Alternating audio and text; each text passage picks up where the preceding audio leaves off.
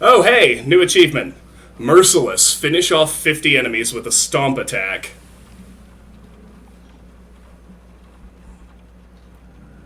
So, here's the new meal chalkboard. Potatoes rotten, rice rotten, bread rotten, meat rotten. Patient broke a whole cart of dinner plates. We will name the price. Monday, all will be served what they deserve. Meal times. You're only waiting to be fed. Wait till you're fed what's obscured. Bring your loved ones to the feast. Thank you, Morgan. Much appreciated. We're down to one way to go now. There's a mannequin. I thought it was running to hide, but it was coming at me.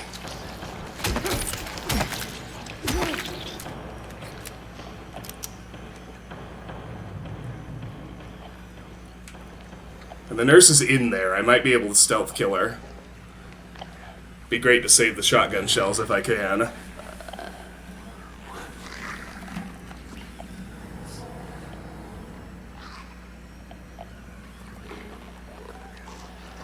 Yeah, I just got the notification that it actually disconnected for just a split second.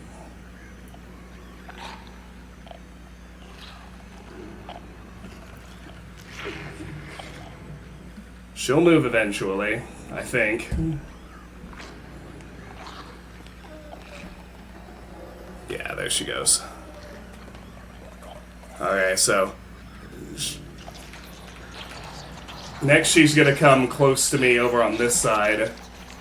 I want to try and get her when she turns around and walks back toward where she just was. There's another mannequin in there. I gotta be careful not to aggro it until she's down.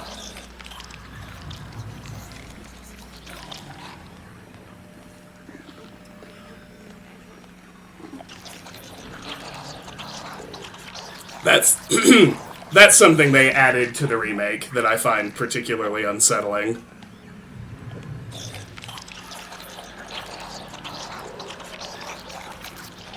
That blurry head twitch.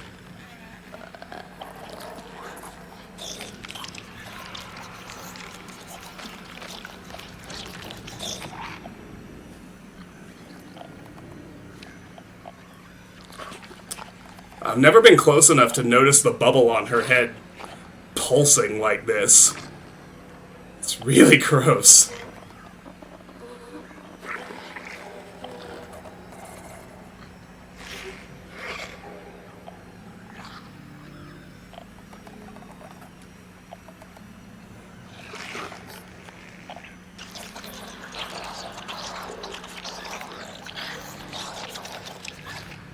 You see the mannequin hiding in there. I really want to get her without aggroing it.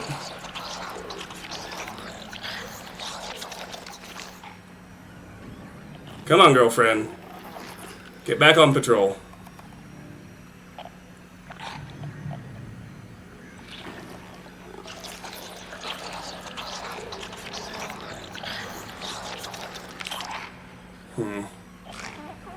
Maybe.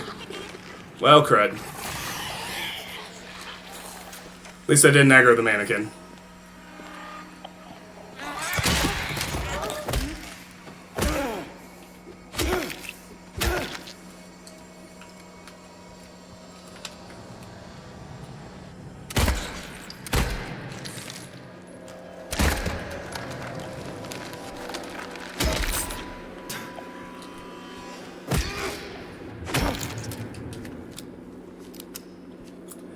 So anyway, I don't know if it happened in the instant the stream was off, and in fact, maybe those two things are connected, but I did just unlock another achievement that, again, I'd be surprised if you didn't just unlock it naturally on your first playthrough without trying, but it was called Merciless, and it's what you get when you stomp 50 enemies to death.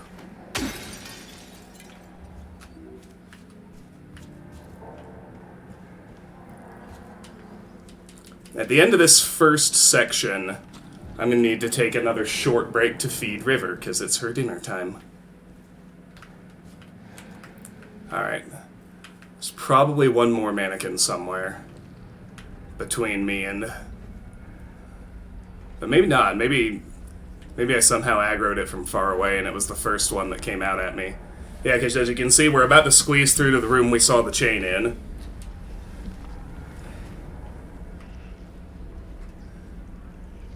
And it culminates right here, where we get this device, which for some reason is named the Key of Bliss. For touching the mind.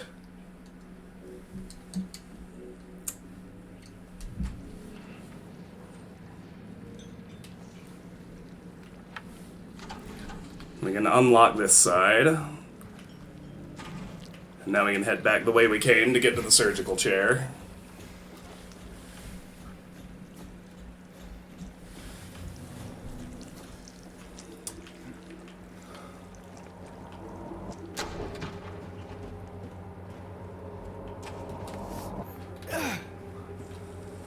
Yep, Key of Bliss.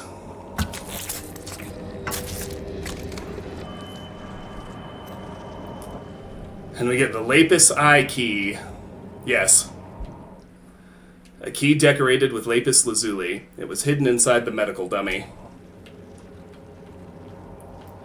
Alright, so this is the first of those points of no return I mentioned. As soon as we use the key on the box, this entire section we've been in gets sealed off, so make sure you've collected everything you want. They do at least do us the solid of very temporarily opening that door. But now we've got the key, so we can use it in here.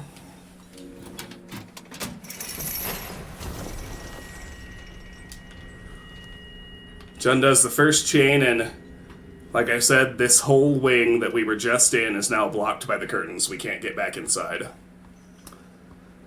So I'm gonna save with that chunk of level done. And I will be right back after I feed my dog.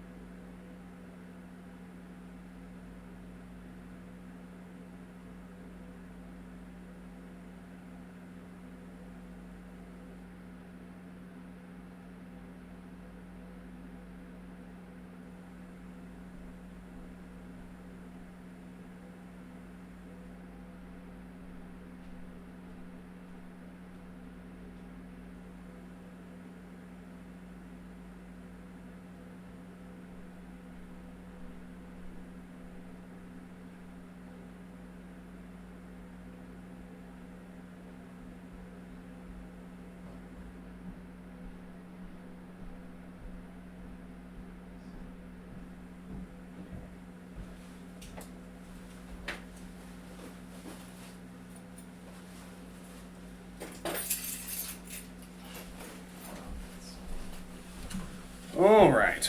Very good. Pupper's been fed.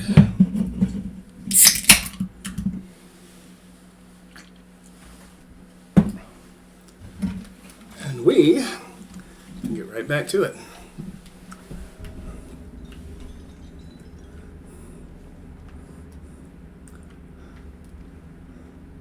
All right, so there's one that heads south toward the director's office, and one that heads east toward the wing of C rooms. Can't get into L2 from this side. No openings into L3 except there where we need a cart.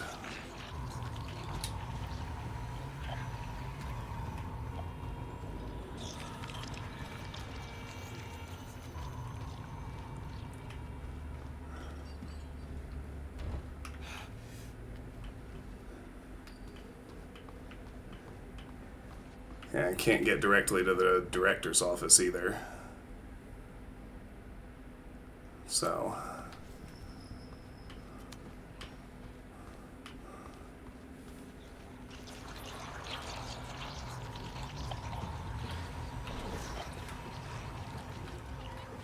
can't get into C5 where Maria was. C4 is barred.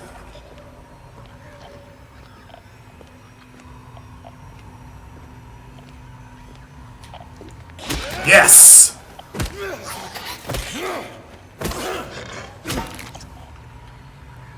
Love to see it.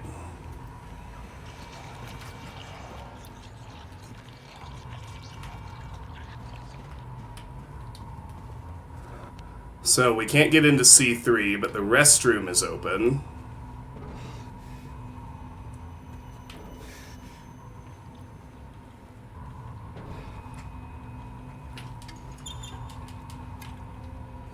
And we did get a health drink. Very good.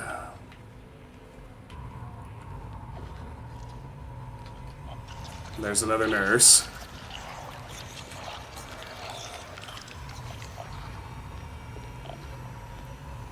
Might be able to catch her.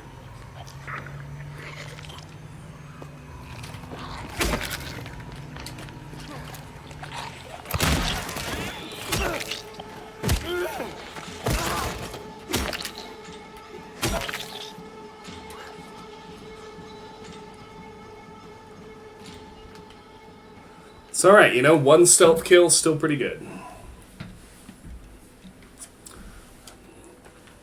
Alright, so we can get into C2, where there is a mannequin that somehow didn't pop, so, you know.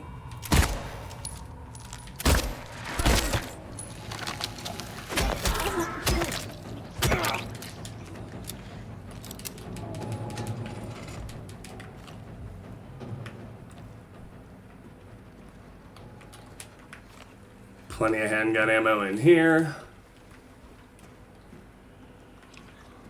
Here's C1. This is where the red eye was in the normal hospital. You can see, essentially, the hole just got a lot bigger.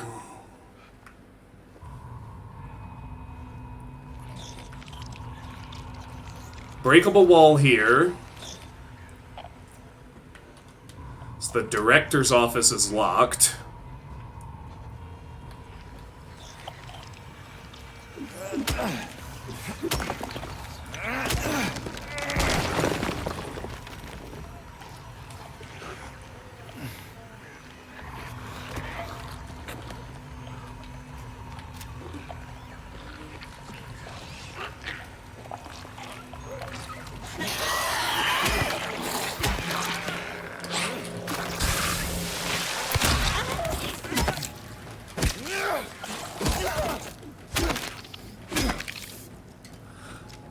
That could have gone south, but executed well. Alright, so we're passing through the laundry room into the shower room.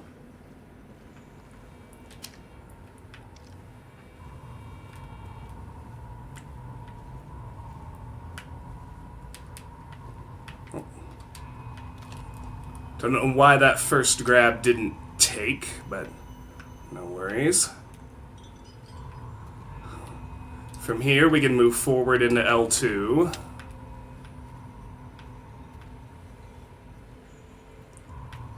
We might already have everything. I think we do. Alright, so from this side, we can move this cabinet, which gives us access back to the main hallway. We can go get ourselves a health drink. And then we can use this push cart to get into L3 through the elevated opening we saw on the other side of the hall. Hey Gunner, it's good to see you. I love this game. I think it's amazing. That's what I have to say. It's so good. Oh boy.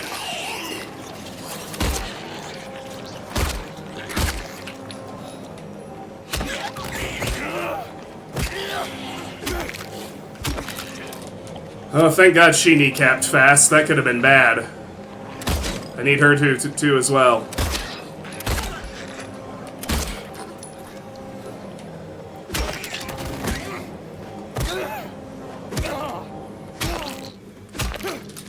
Whew.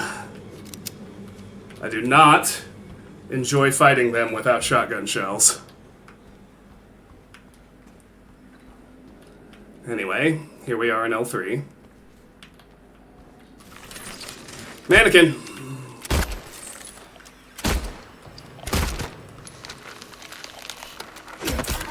Should have known better than to relax.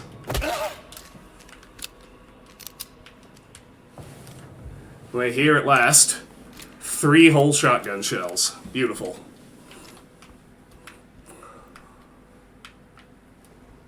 Alright. Now then.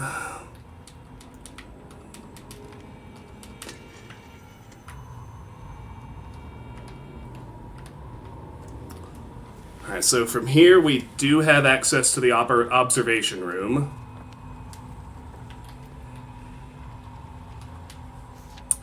He's there again, looking, staring. He says he'll drag me there. I don't want to.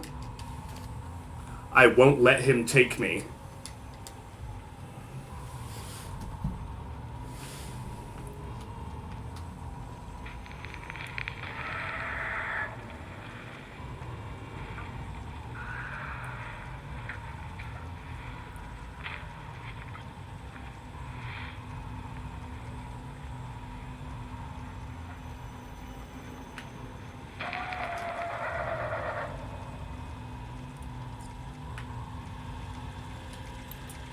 Here is the director's office key.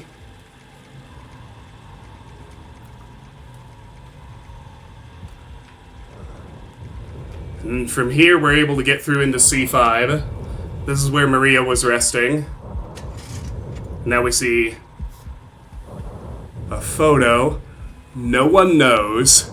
I really can't tell what I'm looking at. It looks like some kind of rotten bit or maybe burned bit in the corner of a room at the bottom of a radiator. The number on the back is 2. You can see here there are 4 empty pill bottles instead of 1. And we can unlock the door from this side, get back out here. And now we've got the key to the director's office.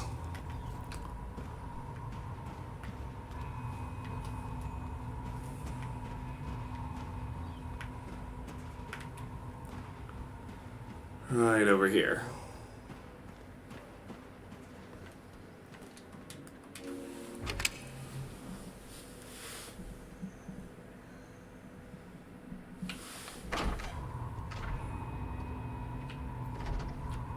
So this got weirder, for sure. We couldn't get into this room in the normal hospital. It's got good pickups here.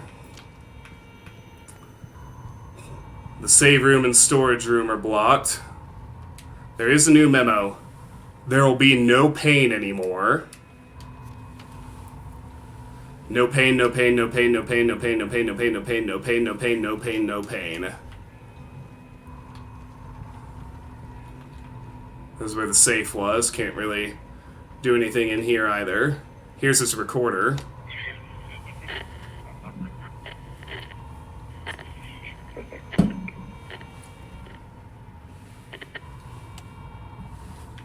That's all we get. Now we have this ladder to the 3rd floor, which was also decidedly not in the normal hospital.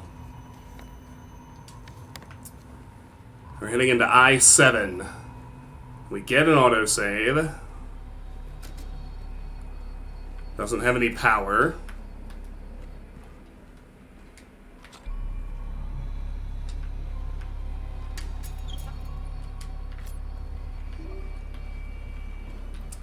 Plenty of goodies and the memo we need.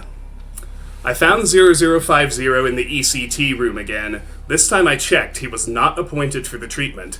How is it possible he got there all by himself? And how would he know how to turn the thing on? Somebody's going to answer for this. So close. It will happen. Has to.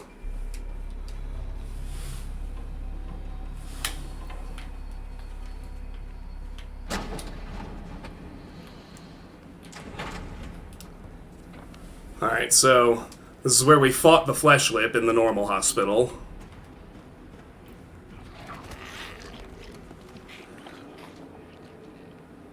Just let that one come to me.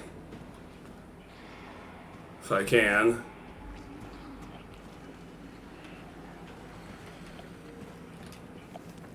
Can't get into those.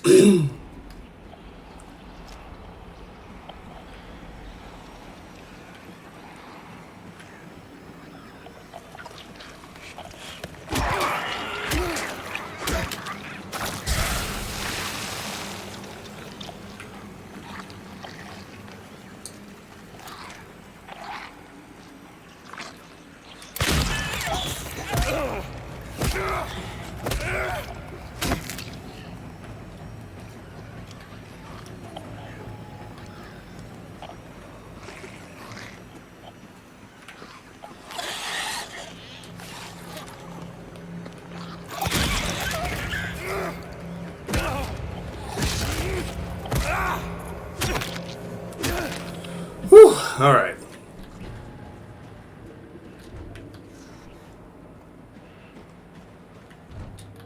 I think that should about do him for the moment, so over here you can just see how we can also go through these isolation rooms from this side. I think there might be a pickup in here somewhere. Look for it, but I guess it's just another route. So you can see a generator cable. Ultimately, however you get there, it's just about making your way over to here. Again, you can take the outer hallway or hop the window, it doesn't really matter. Can't get into the hydrotherapy room from this side either.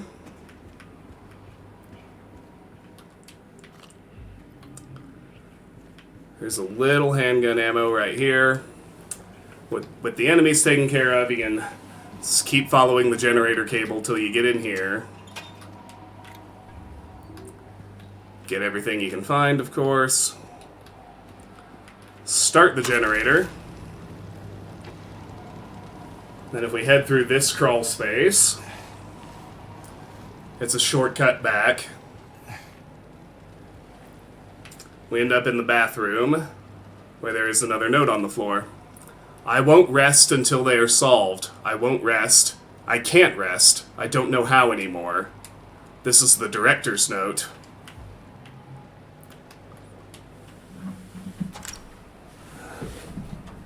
Alright, so as we head through there, we end up back here.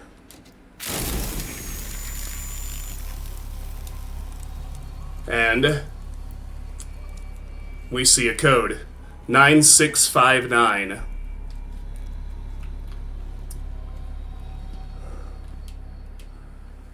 So that's the second piece of the chained box puzzle. We can head back there and put it in. Need to make sure we've got everything we need from this side. I believe we do.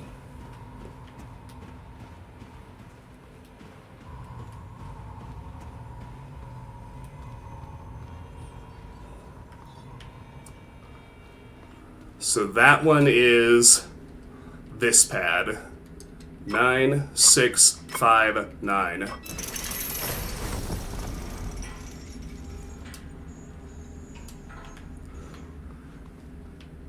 And just like the other one, that whole side has sealed off now. So we are left with the one way to go, the south chain.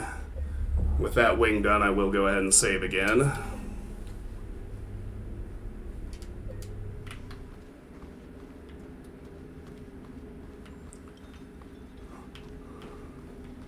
Got the one combination lock left. We head through the restroom.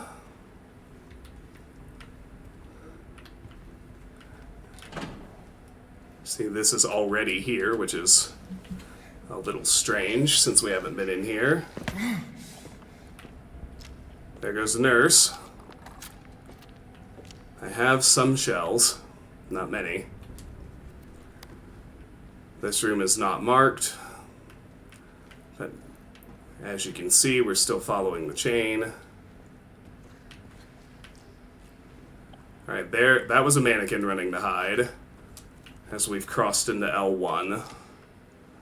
Let's find it. I think it parked behind this stuff, so...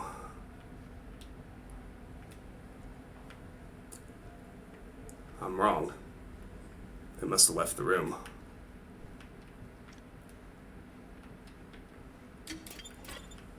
Alright, well that's still following the chain. We could hop the window, but I'd rather move more slowly and carefully than that.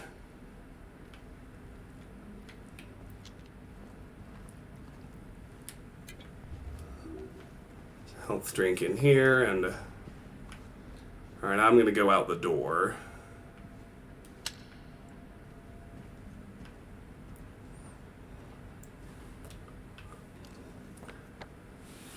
Alright, so... across the hall I can get into M4.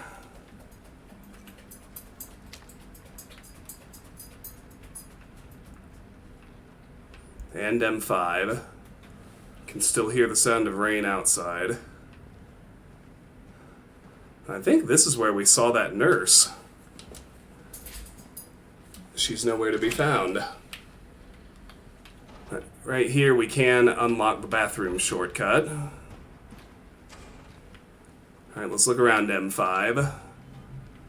There's handgun ammo. And you can just see the painting of the hands on the wall.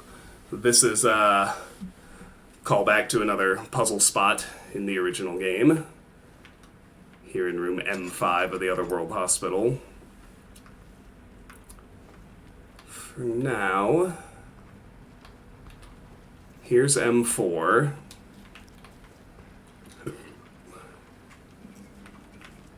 Here's M3.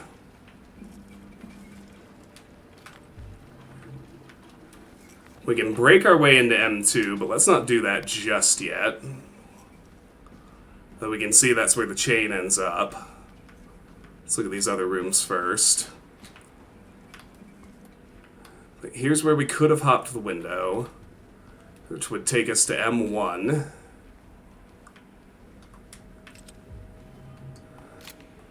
Two more shotgun shells and a clock. Only one handle.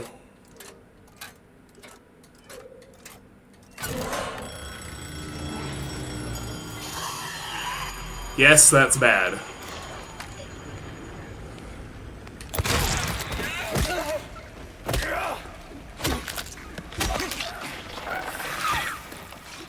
So there's not really any puzzle to solve there. I don't know if you noticed, but there wasn't even like an accept number prompt. Get your shotgun out! Shotgun, shotgun, shotgun!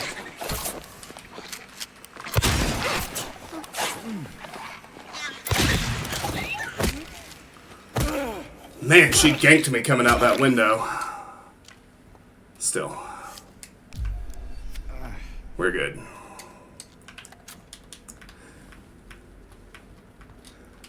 Anyway, there was no decision to make. It was just use, rotate, rotate, rotate, until it stopped at 2. We'll just need to bear that in mind.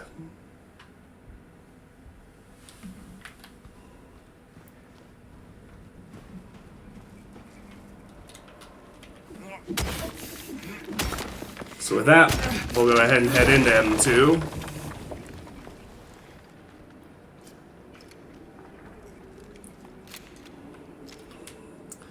At the end of the chain, we find this. 1 year they've been watching me. So many pills they fed me.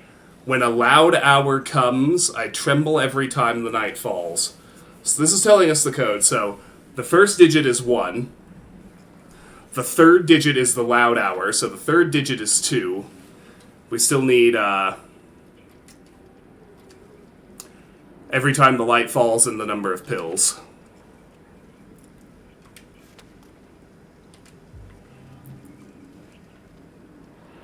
So we can see out here, yeah, there's your loud hour, 2. So 1 blank, 2 blank. 1, 2, 3, 4, 5, 6 pills. 1, 6, 2 blank. And then if we look through here, we see, watch it go dark. And it flickers twice. So putting together the note and all 4 clues, the final code for the tumbler padlock should be 1622.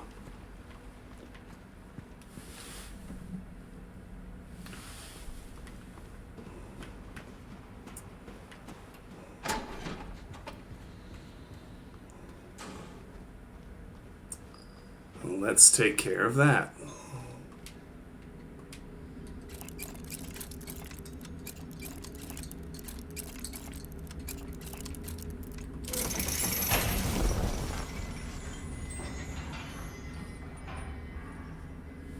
There we go, that's all the locks.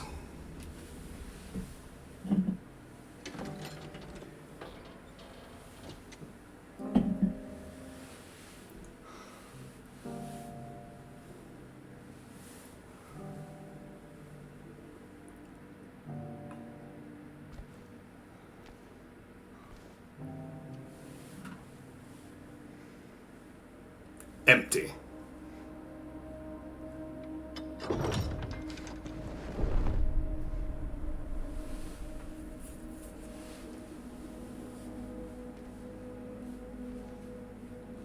Another beautifully rendered callback to the original.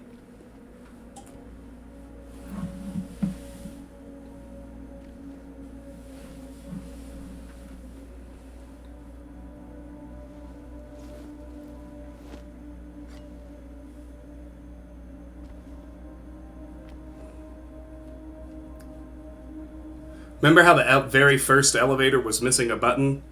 We have found the basement button for the elevator. An elevator button with -1 written on it.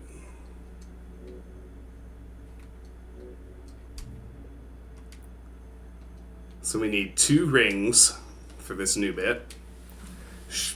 She is an angel no one knows. Only I can see the lady of the door. They cannot walk along her bridge of thread. They fall from the weight of their crimes. Like bloated and ugly corpses, their sins, she devours them.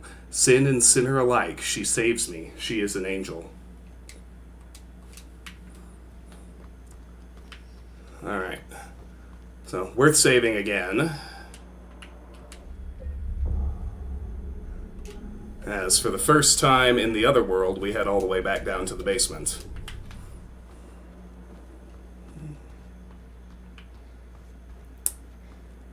There's another particularly excellent callback to the original coming here, too. Hey everyone, thanks for tuning in. Welcome to another exciting edition of Trick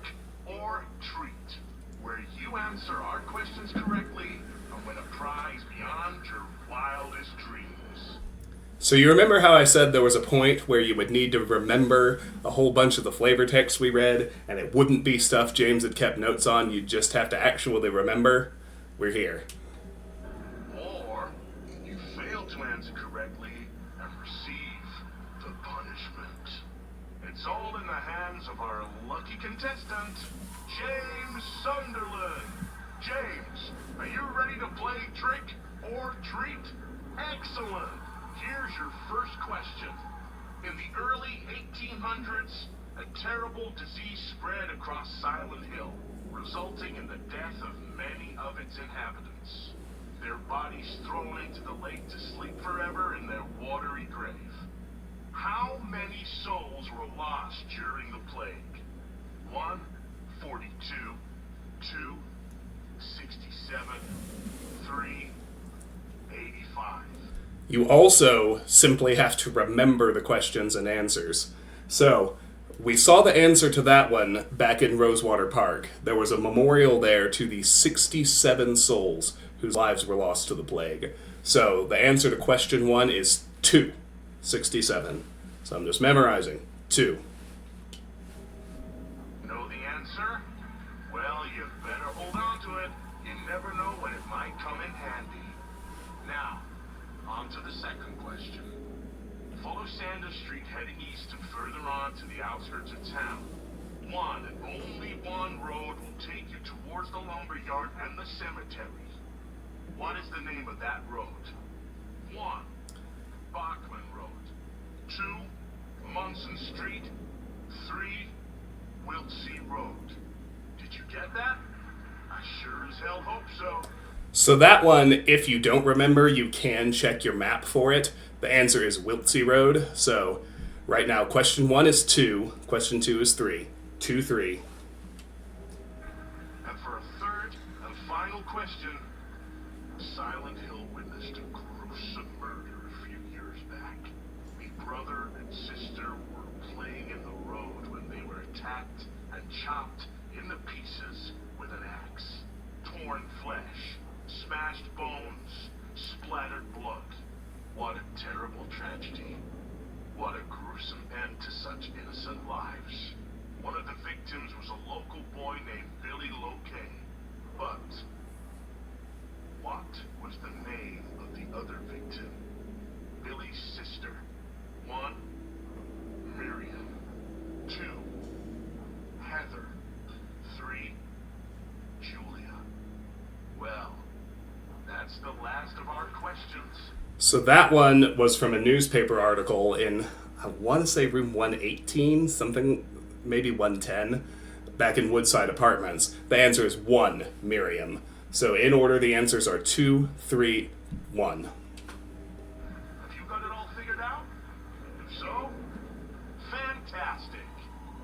The time will soon come to collect your prizes. But be careful. If you're wrong, well, looks like that's all the time we have for today, folks. Thanks for tuning in. See you somewhere, sometime, in sickness or in health. Bye-bye. What the hell was that?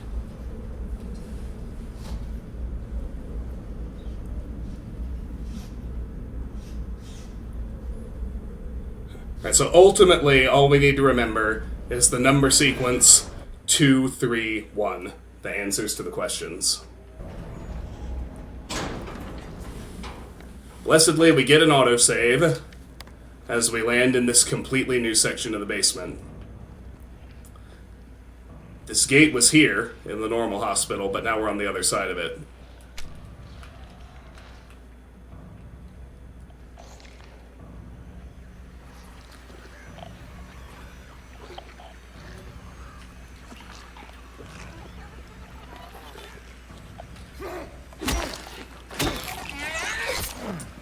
Oh, I thought I was gonna get the stealth kill. Oh well. I really thought I had it. No such luck, I suppose.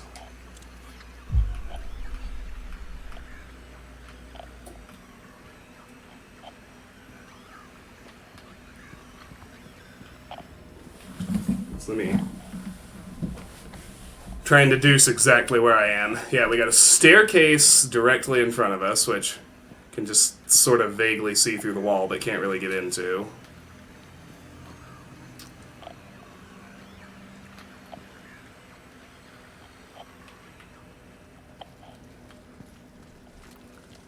Oh, here's the bottom of the trash chute. The kitchen disposal room. And we weren't able to get in here before, and it's pretty gnarly. Goodies to be found, though. Oh, come on. Net gain of 1 shell. That's good. Plus some handgun ammo. Hi!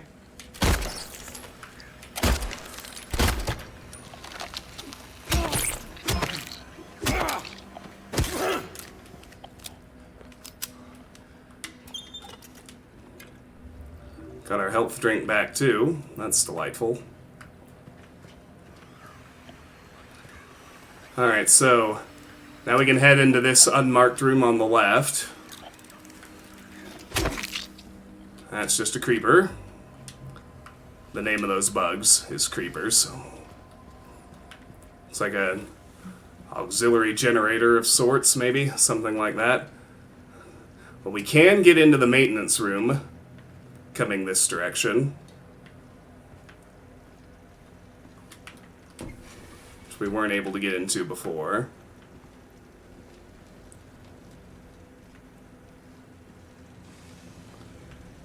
And from here we can squeeze through back into the generator room.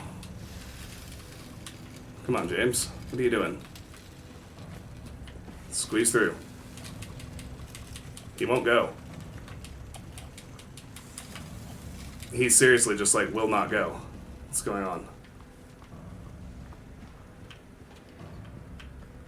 He should squeeze through there, no problem. That's the way forward.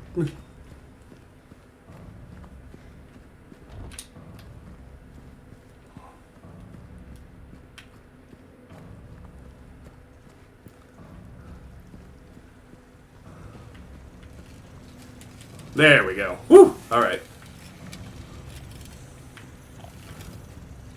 Maybe it just hadn't actually loaded past there yet or something, I don't know.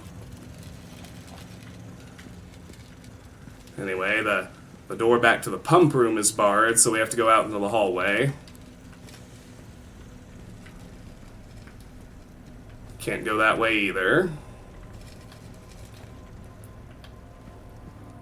Can't enter the boiler room. Can't go directly south. There are 2 ways back into laundry storage. Doors and corners, rookie. There it is. I see it.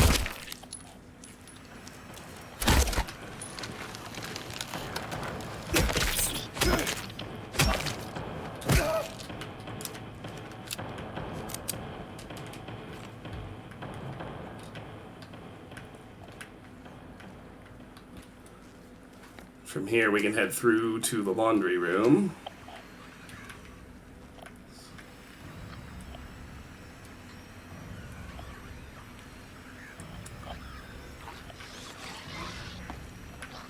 There's just a big hole through to the storage room. I was gonna say, it sounds like a lying figure on the ground. That is what it was. Good. Gonna let that settle down.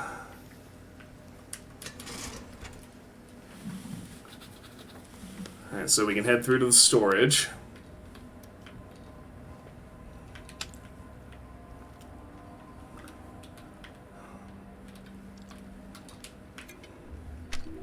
Can't get back to the gas tank, not that we have any real need to.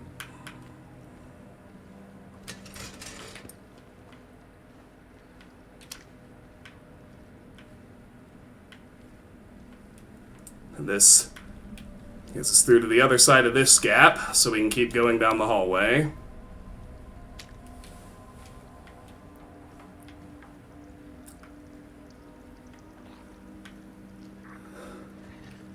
Can't go past here. Not this way, anyway. But we can squeeze through into the boiler room.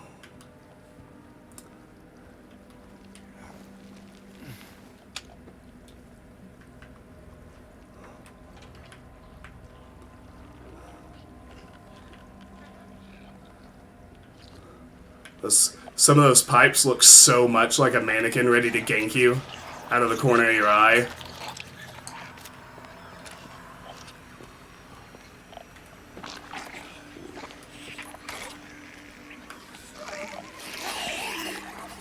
Come on, girlfriend.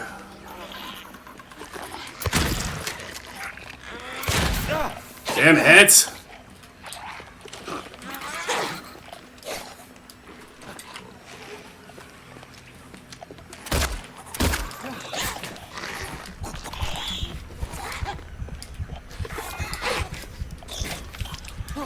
I could die.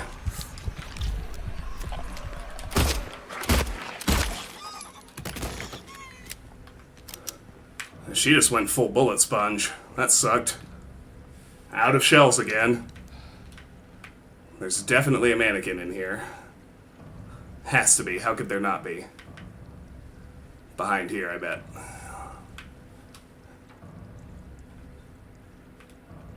Amazing. Maybe not. Maybe actually not. Huh, alright. I mean, don't get me wrong, I'll take it. Alright, so that's directly through the two boiler rooms.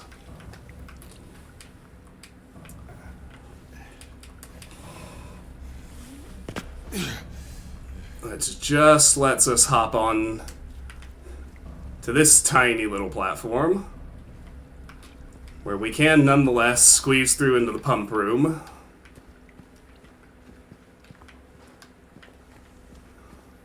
Where we find a copper ring.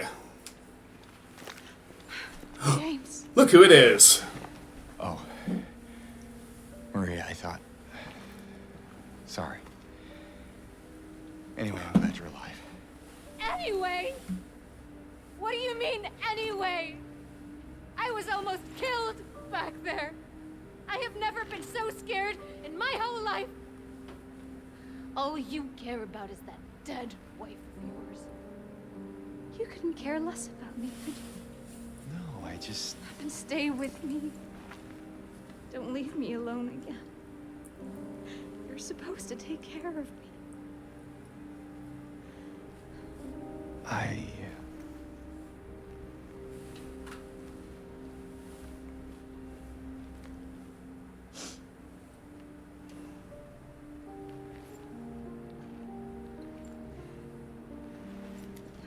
So what about Laura? You found her? Yeah, but she ran away. What?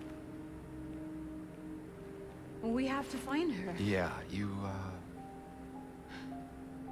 really seem to care about that girl. Do you know her? I'd never met her before. I just feel sorry for her. She's all alone and... I don't know, for some reason I feel like it's up to me to protect her. Alright, so we get an autosave and the copper ring. A ring made of copper engraved with a spider ornament. Alright, so Maria's back. We can head into the hallway she came from.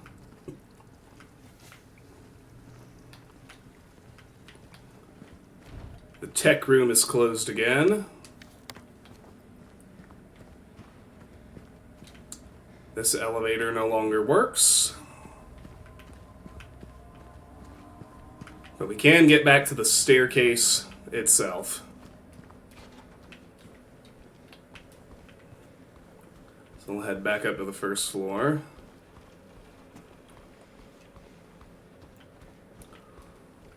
Lobby is through there. Second floor would be there, but kind of being railroaded through exam room 2.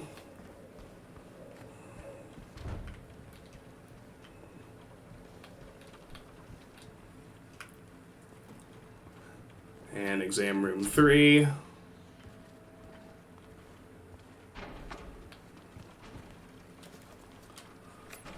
I do get my syringe back after that disaster of a nurse fight. And through here, this is another chance to get points for Maria's ending. Just slow down and walk behind her and, you know, kind of give her the moment she asks for.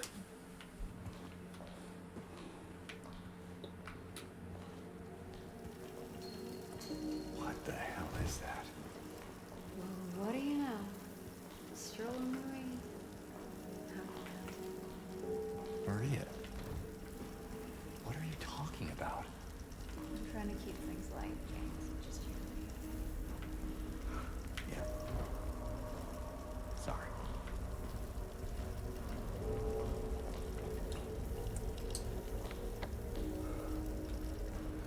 Alright, so again, we're kind of railroaded into the pool. Can't get back out to the greenhouse. But our next strange photo is in here. They mustn't know. It looks like some kind of stains in the shape of a sort of face on a white curtain. And it's got that caret symbol and the number 3 on the back.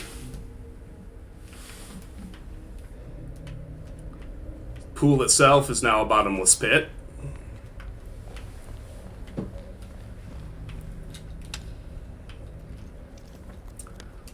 We can go ahead and route through the shower room.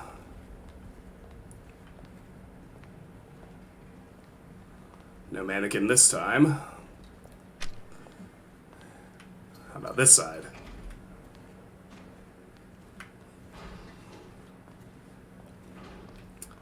Nope, all's well, it seems.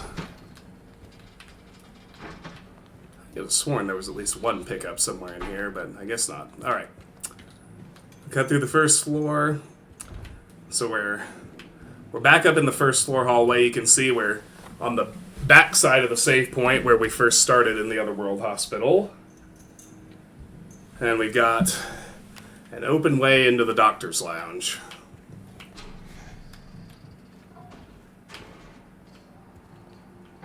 Is that what I think it is?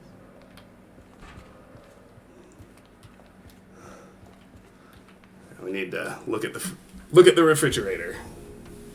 Romantic? What the fuck? Exactly.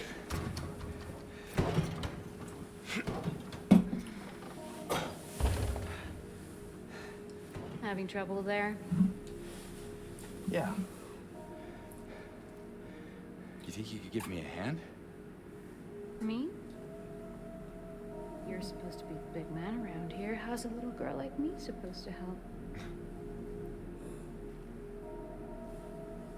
Fine.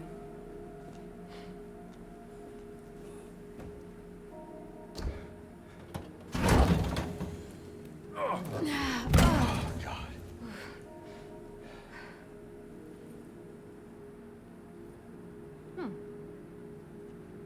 What's this?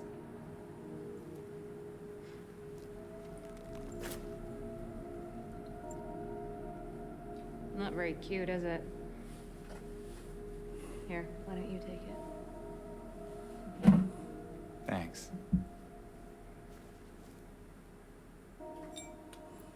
And we get the lead ring. So, where to now? Come on. I think I know where those rings belong.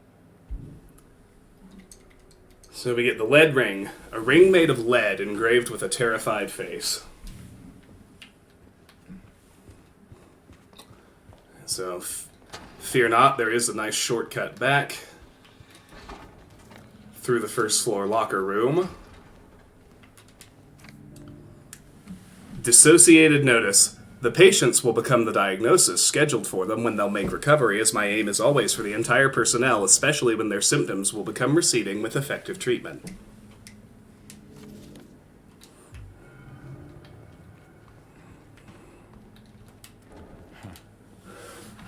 And just through to the other side of this door, we're back in like the basic first floor. The pharmacy is unlocked now. And the reason for that is where we have to put in our trivia answers. Question 1 was 2. Question 2 was 3. You only get one guess at each question, by the way. Question 3 was 1. Get it right, get 2 boxes of shotgun shells and 2 syringes. Get it wrong, be reduced to critical health by an acid explosion.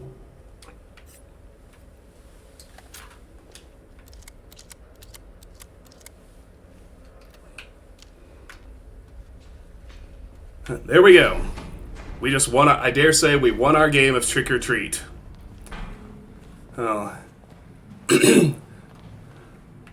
Not a bad idea to save before we ride the elevator back upstairs to use our rings.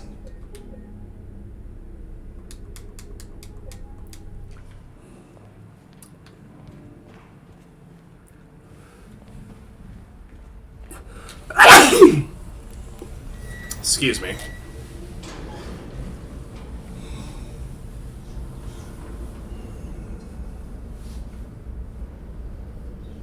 Thank you. I sneeze loudly, it's true.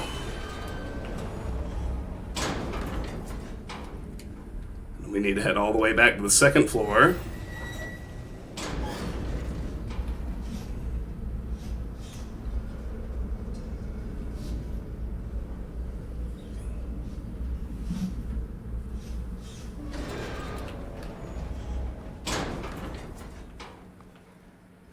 So if we look at the poem again, the bridge of thread causes them to fall and be devoured. So, really, that's a simple enough clue. The thread. What's wrong? Let's just get out of here, okay? So the spider, the copper ring, should go on top, and the lead ring should go on the bottom.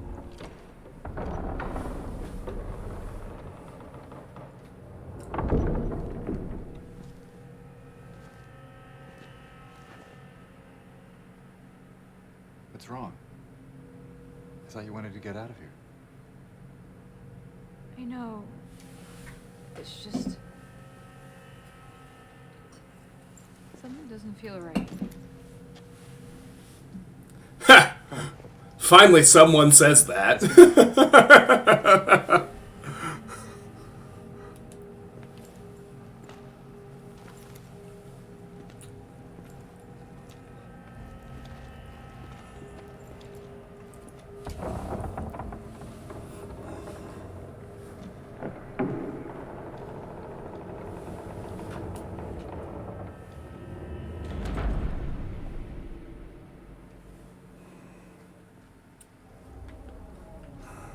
Alright, so we get an autosave. The door, of course, is locked behind us.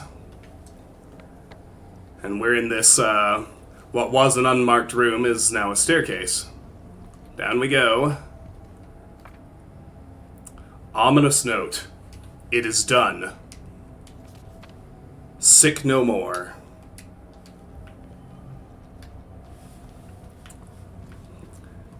We actually get a fresh save point here.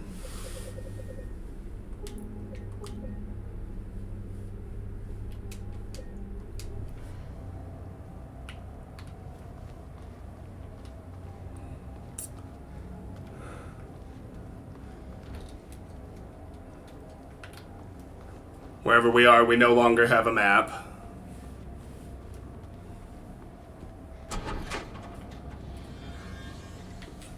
This is another sequence that I think is greatly improved in the remake. It was just weird and janky and frustrating in the original, and it was, like, nearly impossible to figure out what you needed to do in order to get through it, and Bluebird kind of just said fuck it and turned it into a cinematic on-rails chase, but frankly that works better for me than the weird, janky original did.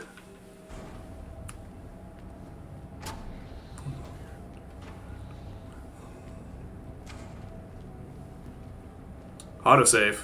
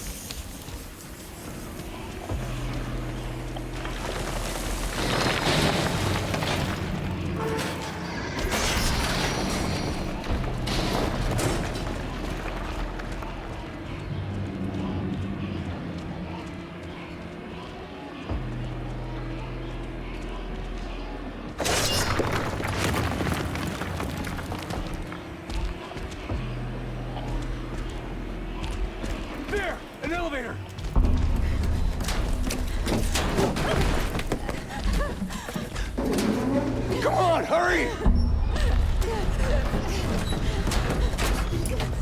Notice he's switched from a big knife to a spear.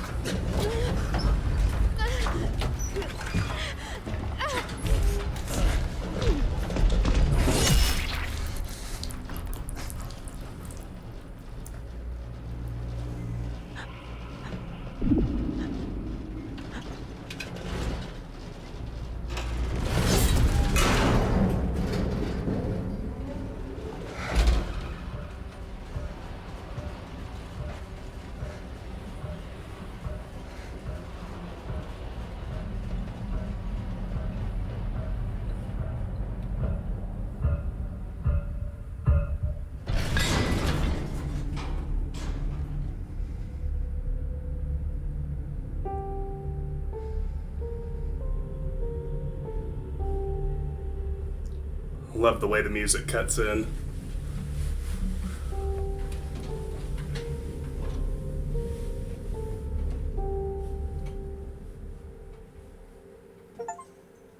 Achievement: Alone Again. Survived the chase in Brookhaven Hospital.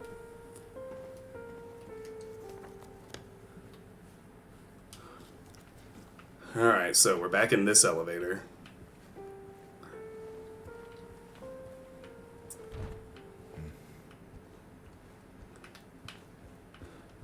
Pretty limited in where we can go. We can get into exam room 1.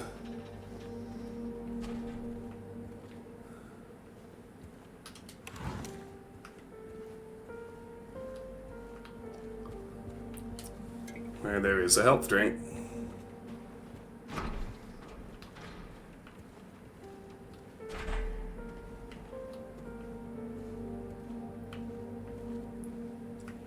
And we're back in the lobby, of all places.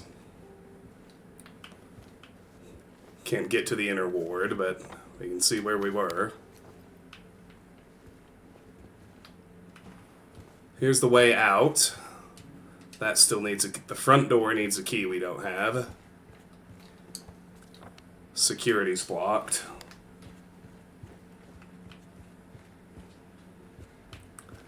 We can get into reception and the reception office. Let's just check these other rooms, although I can tell you there's nowhere else we can go, but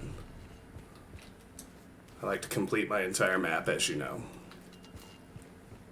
And I'll go through reception, because there's a save point in the office. I'd like to have everything else explored when I hit it. Pretty straightforward when there's not really anything, so the room has changed, but the save point's in the same spot. And oddly enough, the open window is there too. But now, of course, you'll notice we're still in the other world, and we're about to head out into town. That's just as joyous as you think it's going to be.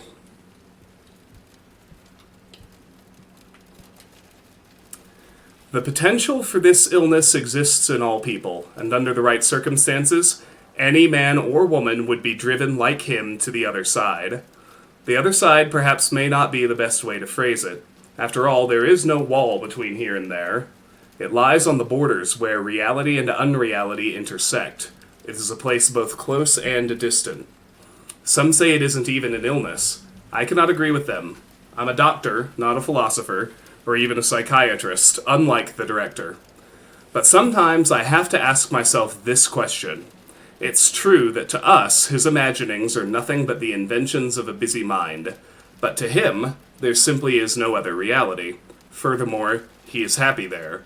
So why, I ask myself, why in the name of healing him must we drag him painfully into the world of our own reality?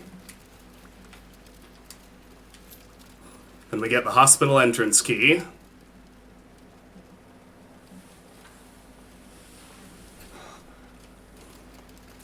And there goes Laura.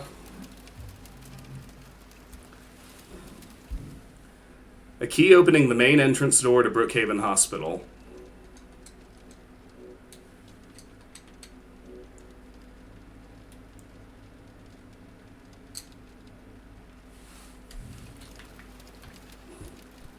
Alright, so we'll save here.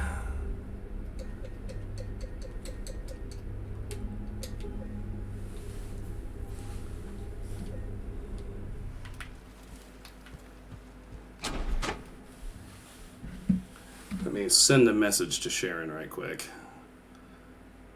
I figure when she wraps up, I'll end the stream and we'll go get dinner. So I just need to make sure I have an idea when that is.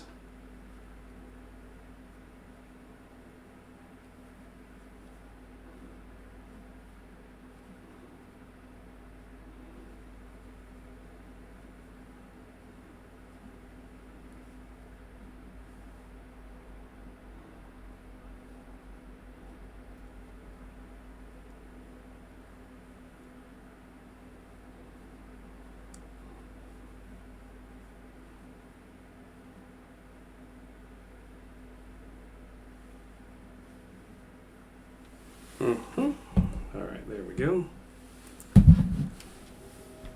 For now, though, we'll head on out.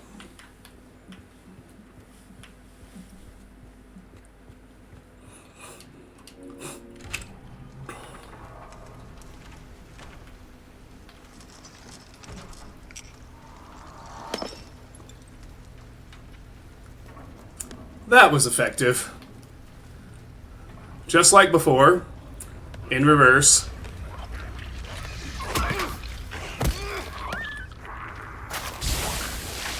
I want to look at the hospital parking lot in its otherworld version.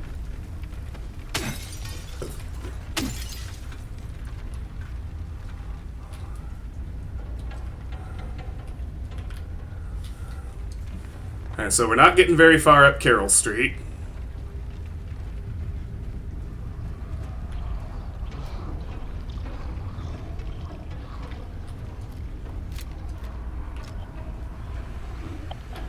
Bug. Let's get that radio pollution out of the way. Be surprised how much that really helps. Now, out on the streets, it's a lot easier to try and circle behind them and line up the sort of backstab.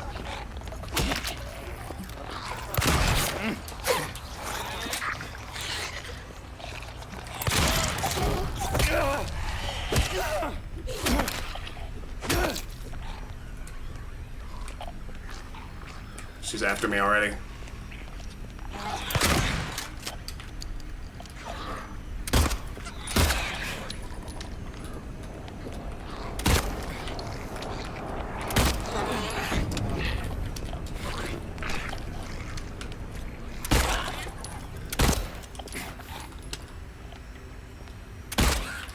There we go.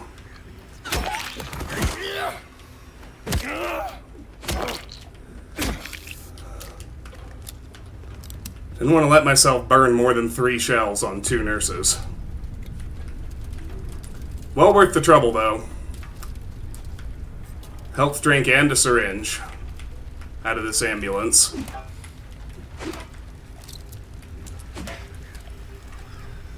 Another bug somewhere. There it is.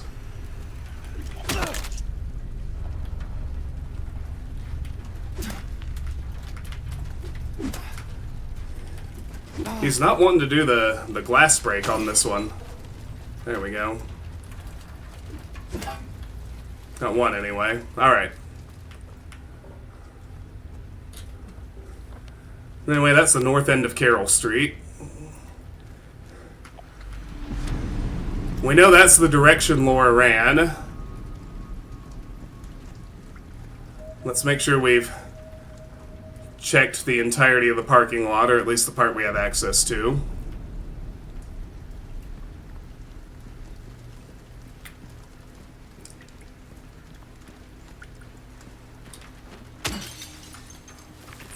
Oh no! Bad, bad, bad.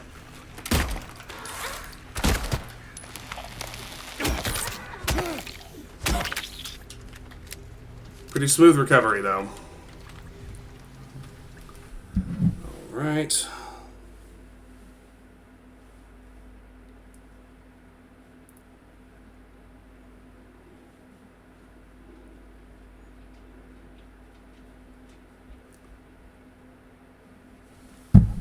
Alrighty. Sharon and I. Alright, I have an end time. A little less than 2 hours from now. 8 o'clock my time. That's the target, so... There we go. That should be enough time to... Oh, yeah. I need to heal. That should be enough time to get to the Historical Society and maybe make some headway in the prison, which... That'd be a hell of a stream. A lot of progress today. Already made a lot of progress. The hospital's a long bit of game. We finally got all the way through it. Alright, so Laura went off this way. Down into this alley above Heaven's Night. And we'll just follow her for the moment.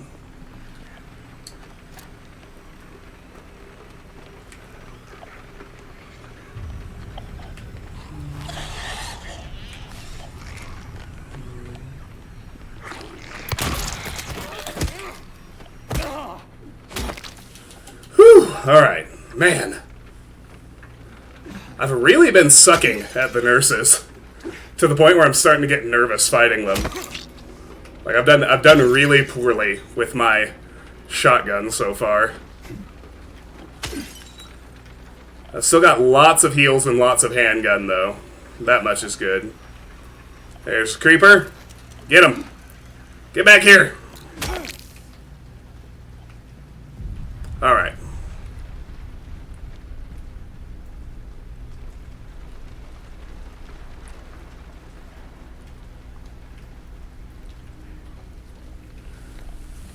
Alright, this door's open now.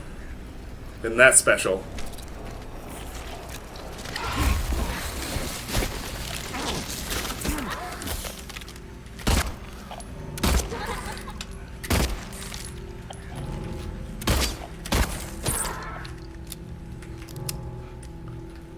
Well, the bug got away. There it is. There's a figure. See if we can get it without letting it stand up.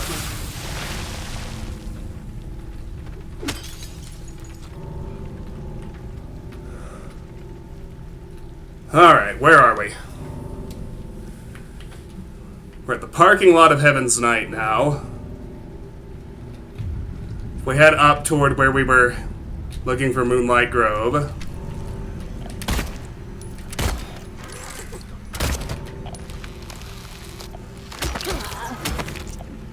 Don't let that one hide. It's got a friend in here who wants to fight two at once. Not I.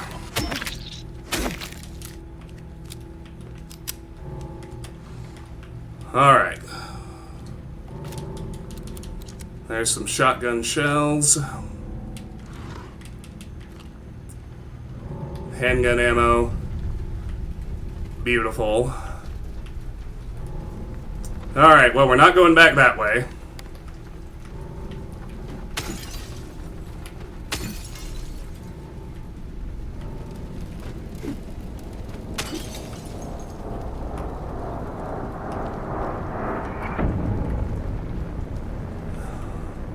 It looks like we're not going back through Heaven's Night either.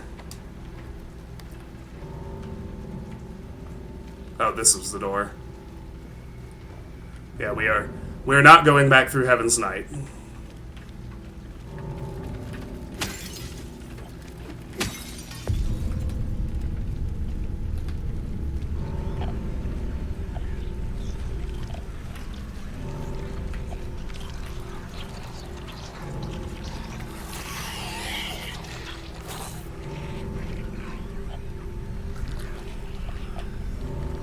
That's a nurse, and there she is.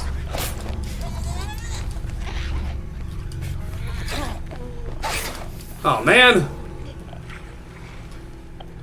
Trying to open up a little distance.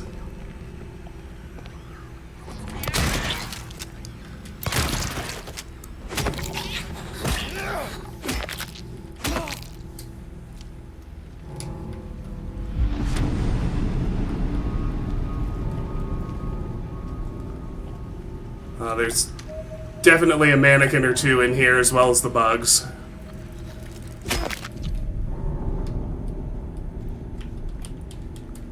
We got handgun ammo.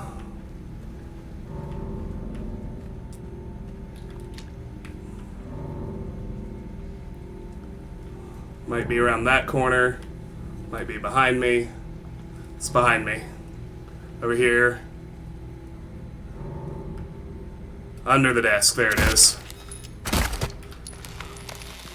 I was certain there was one.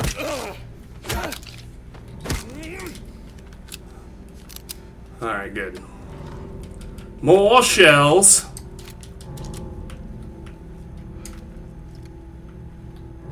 Lord knows I need them.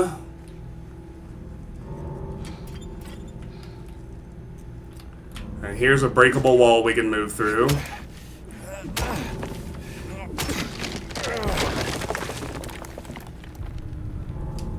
So we're going through an alleyway just adjacent to Heaven's Night.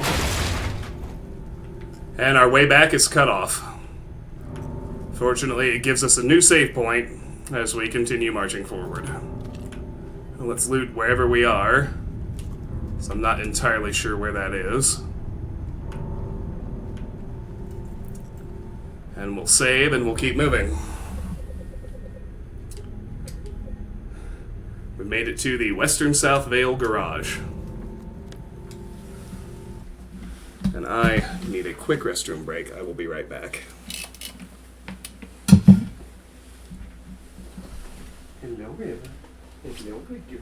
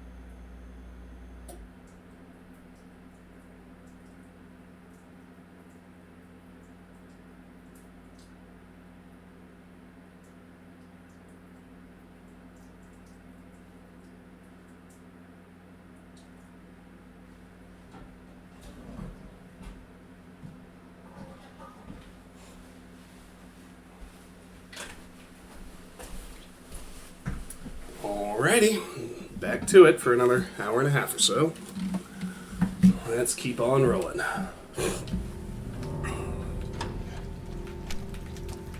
Doors and corners, this whole sequence, they are everywhere. Laura, stop! It's dangerous! Kind of missed looking at her, but you saw Laura run through that gate, basically.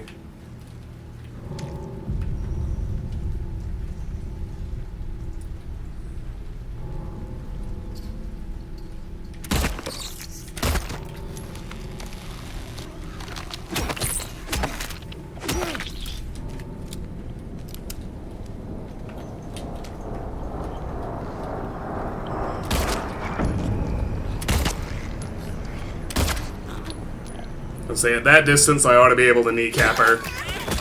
Save a shotgun shell.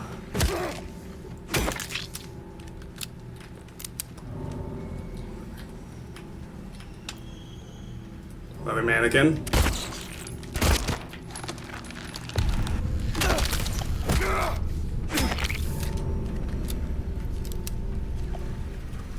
Bug.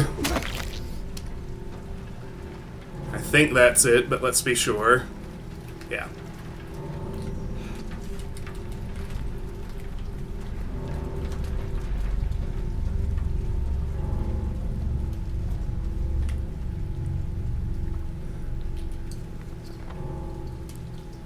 We're kind of making our way south onto Rendell Street, where we have not been in the normal version of the town.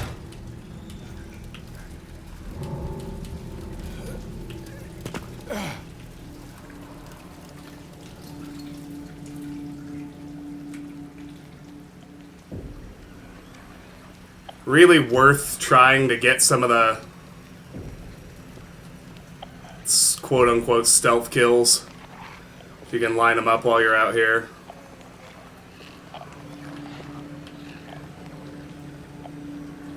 Admittedly can be hard. Can't see him yourself.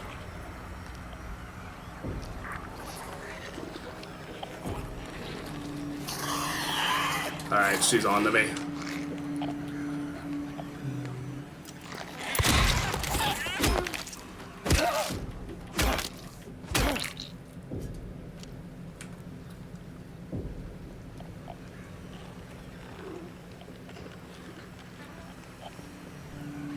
She'll come most of the way here because she's investigating the gunshot.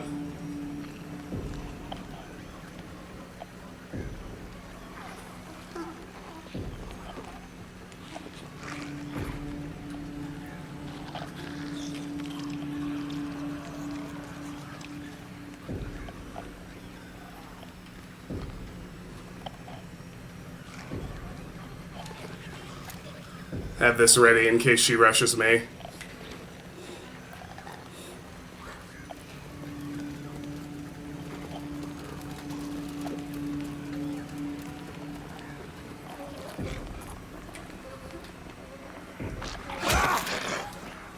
Damn it. Oh well. It's alright, we can get more shells.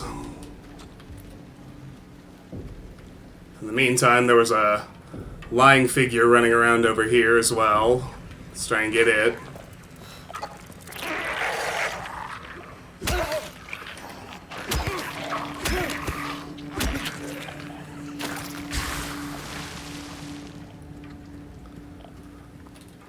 Alright, so, we're on Rendell Street. There were handgun bullets on that truck tire. Nothing in the windows. Barricade here, can't go west. This is where we came from, so... Let's start with this side, check these houses. There are a couple pickups here, I think. And there's handgun ammo.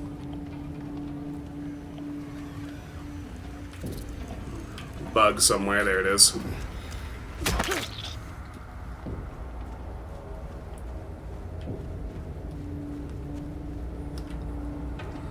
That's it before we hit this new blockage. So, this is a new location added for the remake, the Lakeside Diner.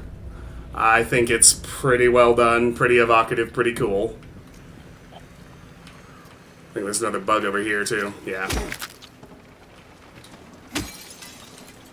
I got a health drink.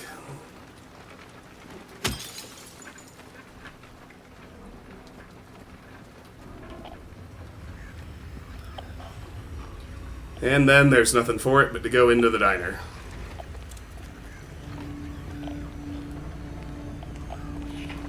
See a nurse right there. I need to handgun her if I can.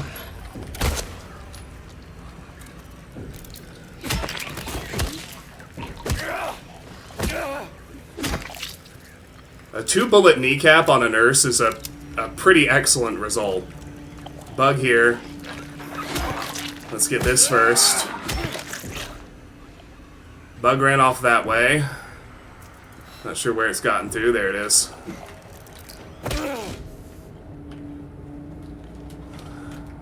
And before we really search the place, I think there's a mannequin on the other end. First, we can check this side of the bar, the tables. Front door opens directly into the gap, which is kind of unnerving. There's a mannequin right there, you can see it. Just.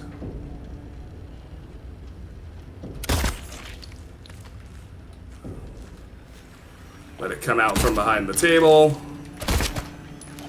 Kneecap it. And we're good.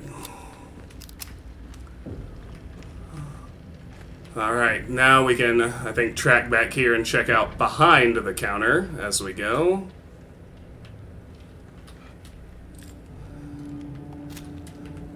Get 2 precious shotgun shells.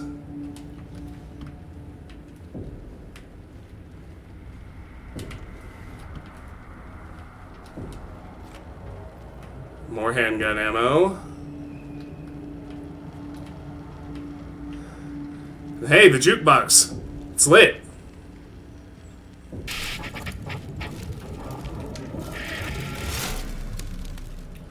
Of course. Nothing can be even a little nice, can it? Alright, so anyway, we'll head out the east side of the diner into the parking lot. Plenty more to deal with out here. Can see him.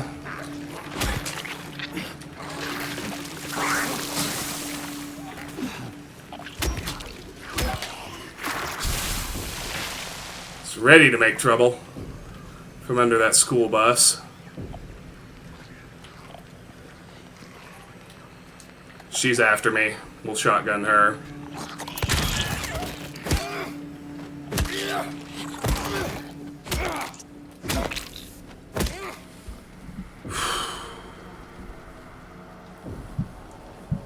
Alrighty.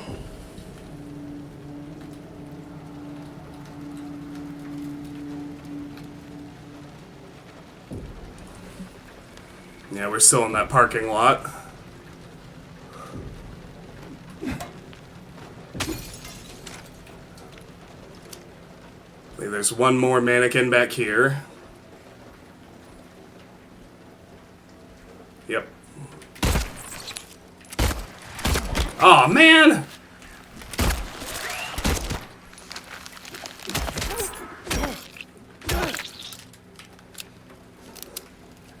It's hard when you really can't spot them at distance. I'll almost always manage a hit. Got our shotgun shell back that we had to spend on the nurse. That's nice. And that parking lot's done.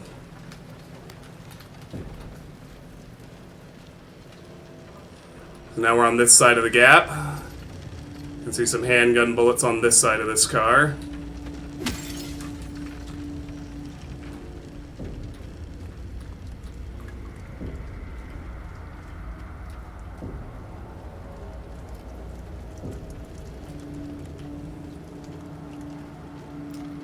That's still the parking lot we've already explored.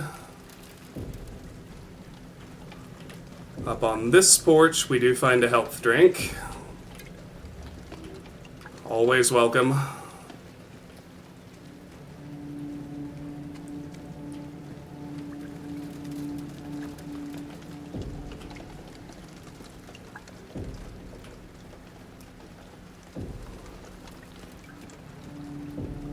Nothing on that side of the street, but we will check out this car.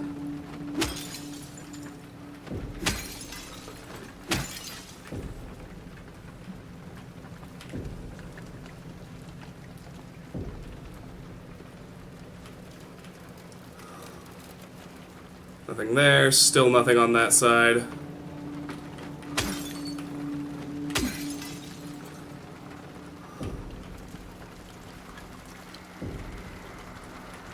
Nothing in there. Can't get up there.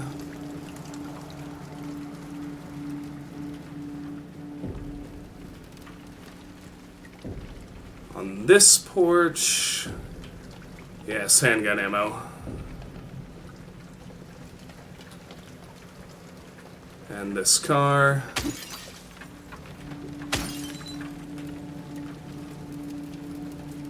And we are just about over to Munson Street now.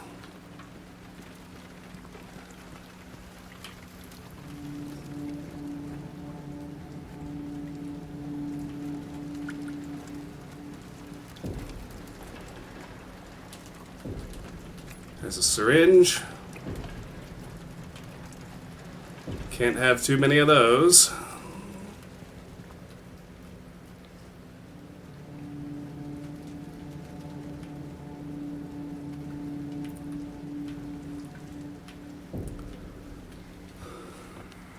Alright, so we're being routed south on Munson Street. Can't see what it'll be on the east side when we get there, but that's where we're going. There's Laura again. Laura, please, wait!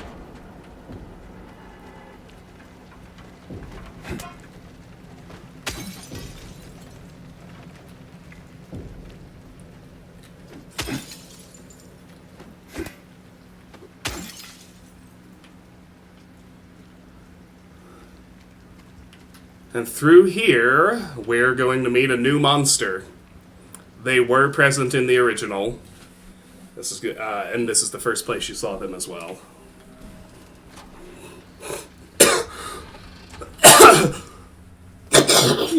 Laura. You see she went in here. Can't tell what this is.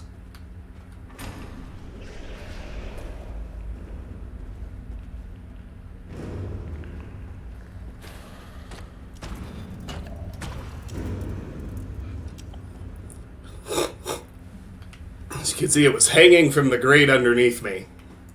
Right there, we just caught a glimpse of it. We'll see plenty more of those later, unfortunately. But through there, you can see we've crossed back to the east side of South Vale, which has also reset as we're, again, now in the Otherworld version of the town.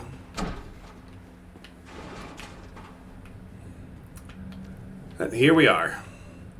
Laura? Back at the motorhome, right where we left it. Oh, we'll get our chance, Karis. Don't you worry about that.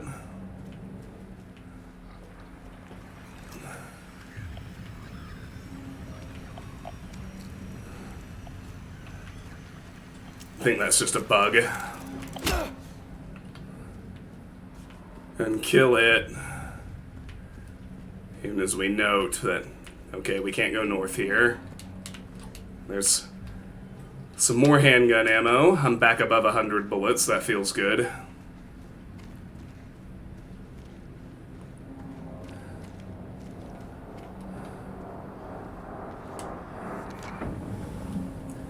So here we go. He who is not bold enough to be stared at from across the abyss is not bold enough to stare into it himself. The truth can only be learned by marching forward. Follow the map. There's a letter and a wrench. And it points us to a spot on the map up on Cat Street. Letter and wrench.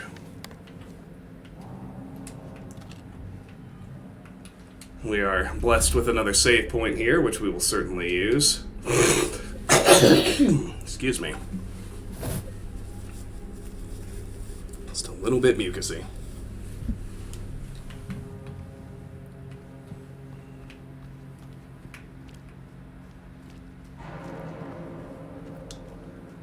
Alright, let's explore out here.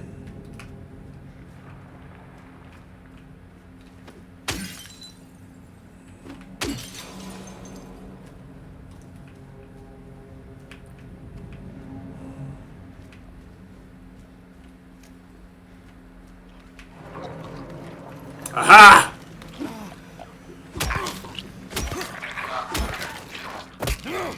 Down. Alright, so here's Saul Street Apartments. As you can see, we really can't get back in there.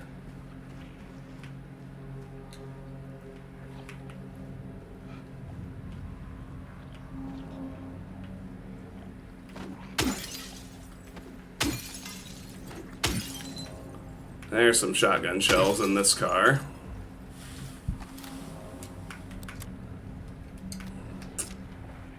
But the light is on at Green's Pharmacy.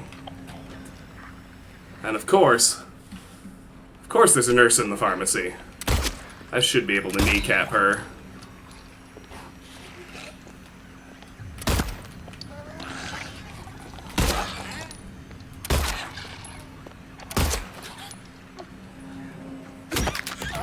Very good.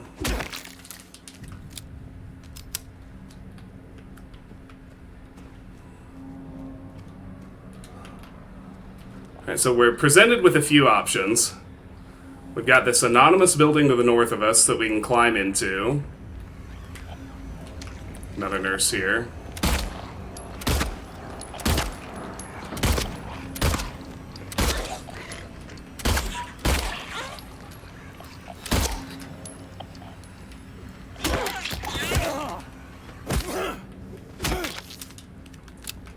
I'm so low on shells and so flush on handgun ammo. I gotta try to use the handgun on them.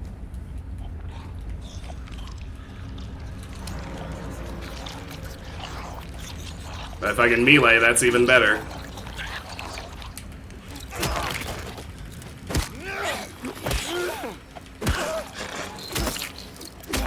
Finally. Little bug bit me twice. Maybe 3 times if I can't get clear of the car and make him hit it, but that I still don't really care about. Alright, so there are basically 2 ways to advance. We can squeeze through here and go through Happy Burger, or we can head up north and go through this warehouse on Neely Street. I'm going to explore both because there are a lot of pickups in both.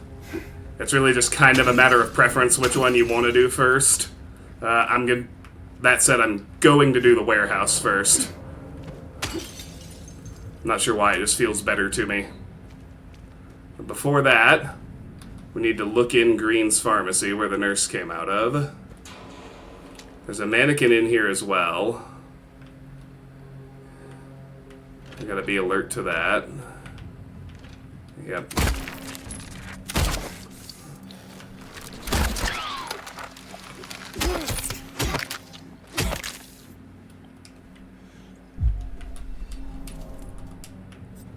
Trade a health drink for a syringe. That's a good trade every time.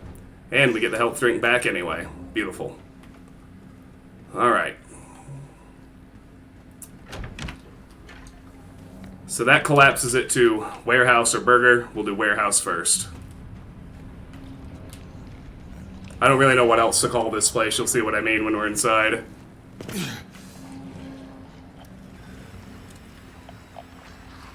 Several enemies in here too. Doors and corners like always.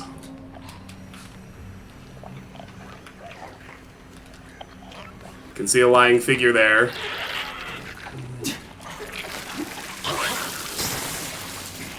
It had iframes on that attack. I don't know if you saw.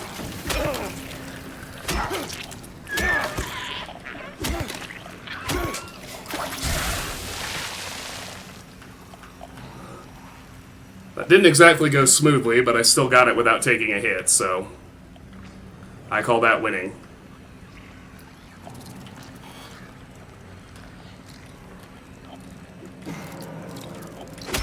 Get the bug.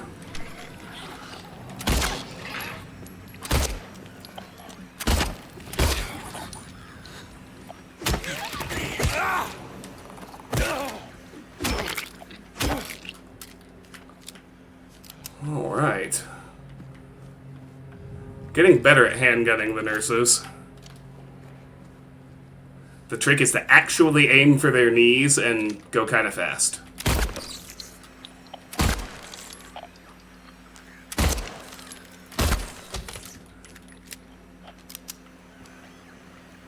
Bug.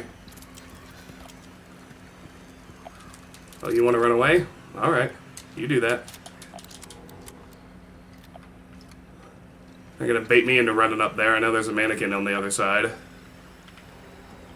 So there's a breakable wall here. It's ultimately kind of the way out. Handgun ammo here.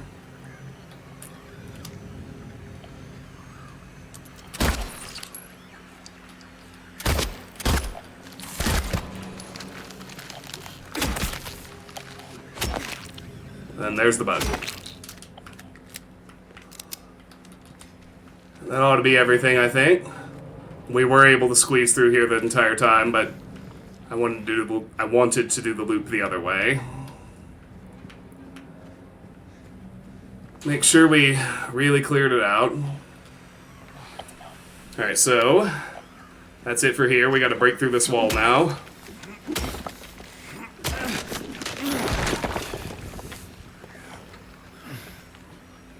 More bugs in here. Eyes up looking for them. There might be a mannequin as well. I don't remember. I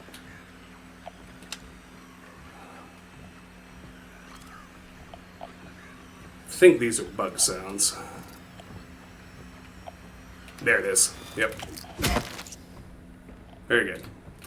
Alright, so still inside a sort of unmarked building, although if I try to remember what it said outside when we were in the normal world, I think this might be Silent Hill Fresh Meats. That's hard to say, but... No, James, I wanted you to get the handgun ammo. There you go. Now hop the counter.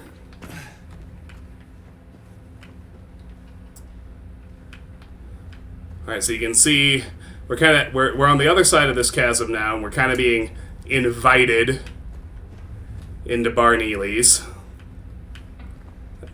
Before we go there, let's clear the other possible route, which is through Happy Burger. And it starts with a nurse, which we ought to be able to melee.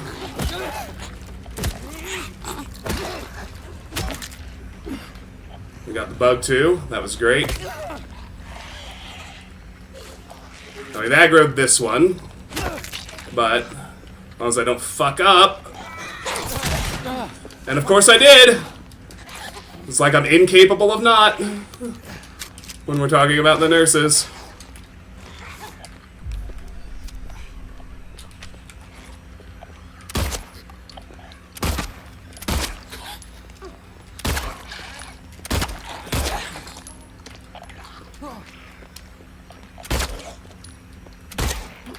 Finally.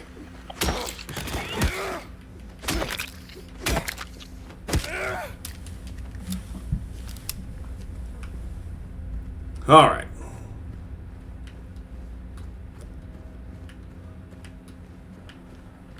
With that, we got we're in the Happy Burger parking lot here. I can get some handgun ammo back.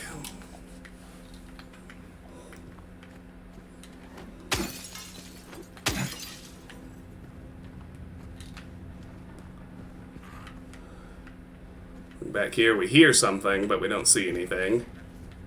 So we head back into the actual restaurant. We've killed 2 bugs and 2 nurses, so it should be mostly empty now, I think, but still another enemy or 2 to deal with. That's the first time we've had a full clip of shells since the Flesh Lips fight. Slowly recovering. That's the other way. Could have come in here. Now, if we go this way... Mannequin! Whew!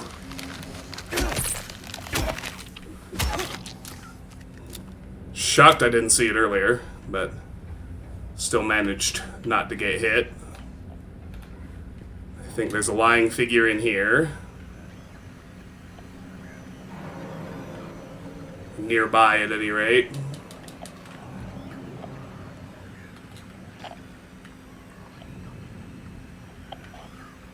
Yep.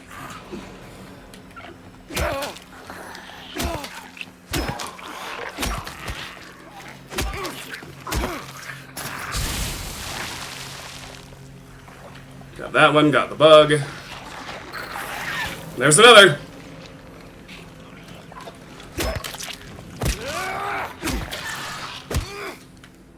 Alright. With that, I think there's one pickup back here. Yep, handgun bullets. Mannequin.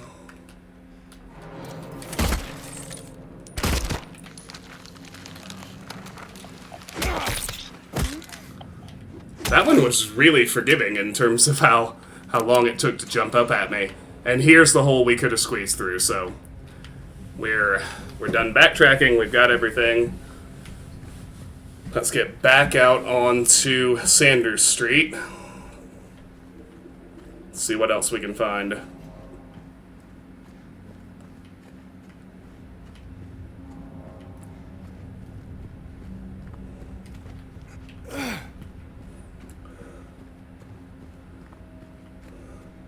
So we can try heading east on Sanders, but most of what we were able to explore before is blocked. That bug.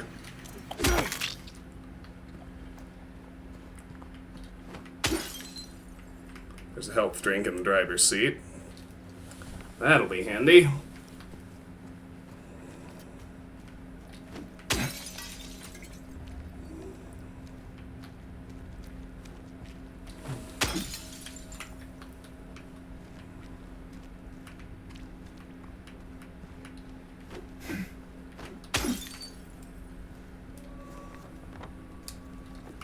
This is the Silent Hill post office, if I recall.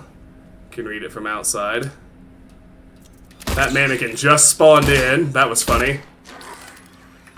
Actually seeing the spawn moment.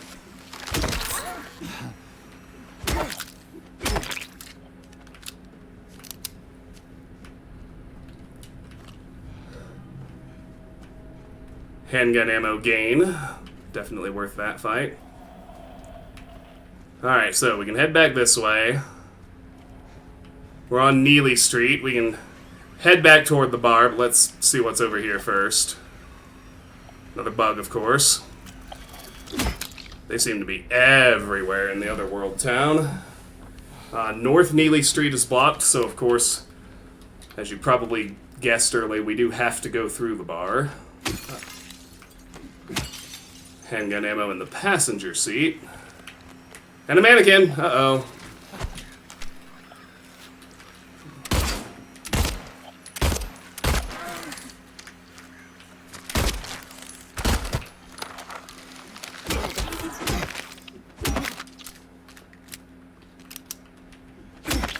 Nice. There we go. I think that ended up being an even trade, but we did get our bullets back, at least. Alright, nothing to do but head into Neely's bar.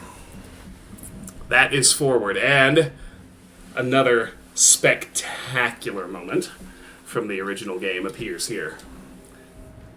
It's our first really, really concrete hint that James may not be what he appears.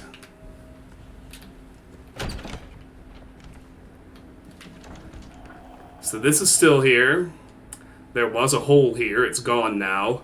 Although the writing has turned from blood to like a black, almost looking burned in. The jukebox looks healthy, which is interesting. The Music Machine 2000. If you really want to see Mary, you should just die. But you might be heading to a different place than Mary, James.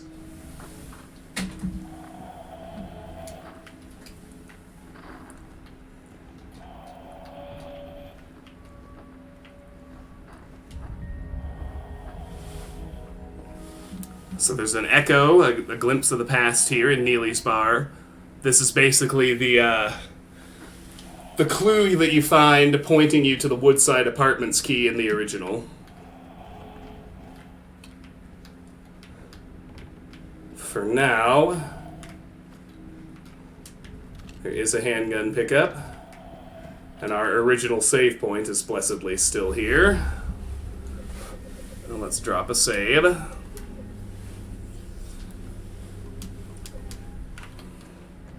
And head through the back door like before.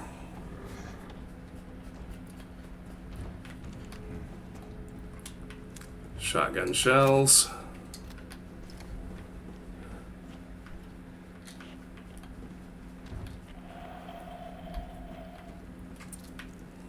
Just kind of moved directly into the back room on this one. That's fine. If you loop back to check the bathroom, you are rewarded with a health drink. And we move out here. There's the bug. Don't run farther than that. Might aggro a mannequin. Wanna keep our numbers down. Keep the fight as fair as we can. So we made our way back to these back alleys behind Neely's. Let's see what we find.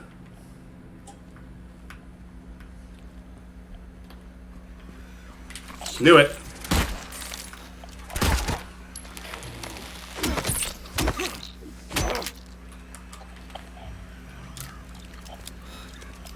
There's the bug running away again, and the lying figure ran around the corner.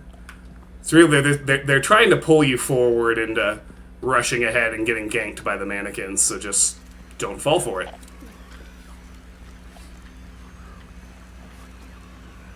I think it went under the car.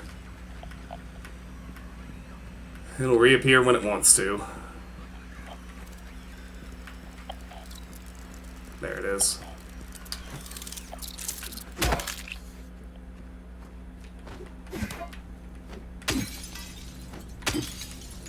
More shotgun shells. Beautiful. The lying figure is still not accounted for. There it is. Get over here.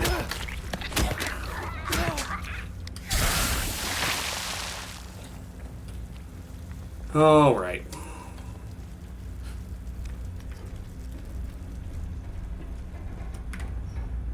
So we can get another health drink over here. The rest of the alleyway over where we picked up the key is inaccessible. We've got this new path north instead. Doors and corners, rookie.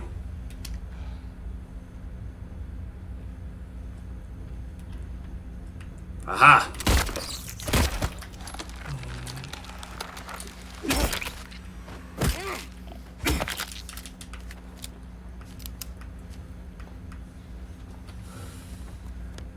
And although it's not marked, we are actually now heading into somewhere familiar.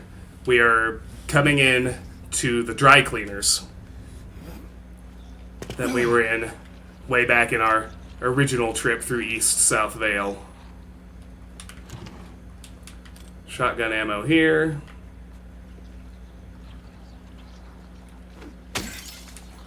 A health drink. Breaking the glass aggroes the nurse.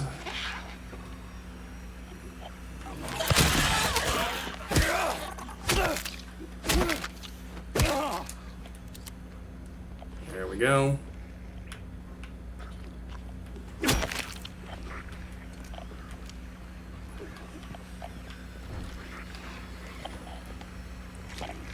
Another one. Come on, girlfriend.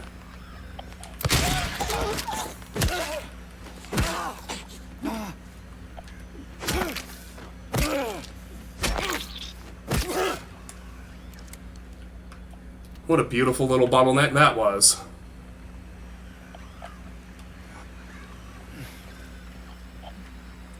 Alright, that's a creeper bug. You can recognize the sound by now. That's not all that's in here, though.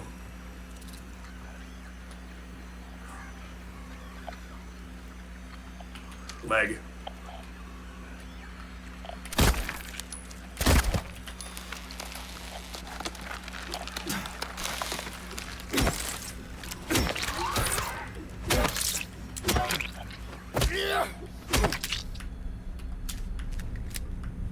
The damn bug bit me, but that hardly does any damage, even on hard.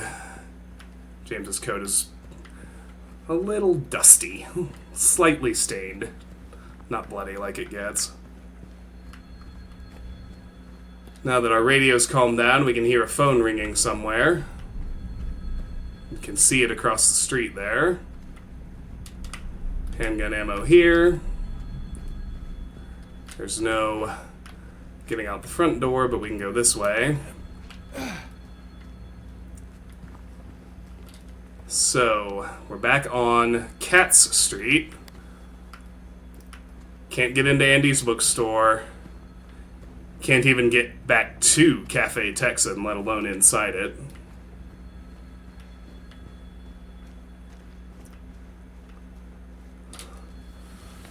Up north into Martin Street, where that save point was. Can't get there anymore.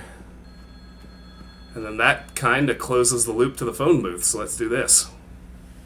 This is where the letter and wrench are marked on our map, by the way.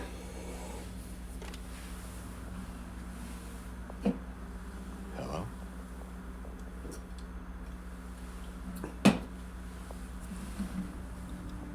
Anyone there?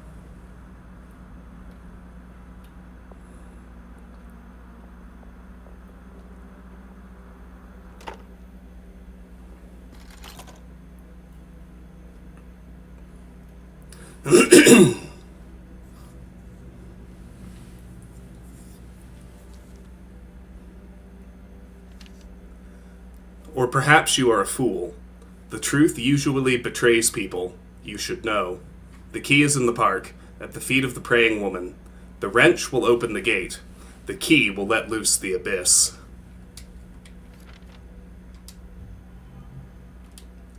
And we get a wrench. A simple tool, found next to a payphone in East South Vale. Oh yeah, we've got shotgun ammo again. That's why that showed up, because there was a window where I didn't have any, which resets it counting as a new item when you get more in your inventory again. Anyway, for now, let's head west down Cat Street. We can check out the American Cafe, the Grand Market, Lucky Jade Restaurant, and Big J's.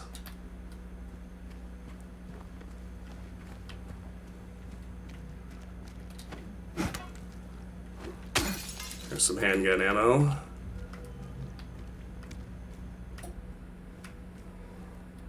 Let's see, here's T's Italian. Now what's interesting is these windows are not re-rendered. They are persistently broken. But this is new, where we can get this health drink. Or maybe I just missed it the first time. I shouldn't announce that so confidently. I wonder, can I get back into the barber shop? Or did it close? It was right next door to the cleaners, wasn't it? I think that was it, but yeah, it was.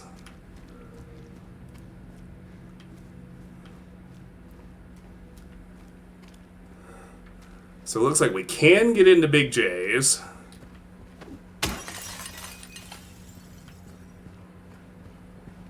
Can't get into the American. But here we're on the other side of the Neely Street barricade.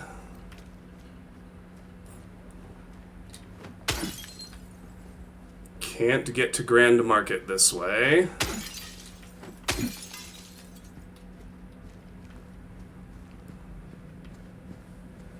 And the front door is locked, although we do get a handgun pickup. Here, we cannot go back west to the apartments. Here's the Lucky Jade, which we also cannot enter.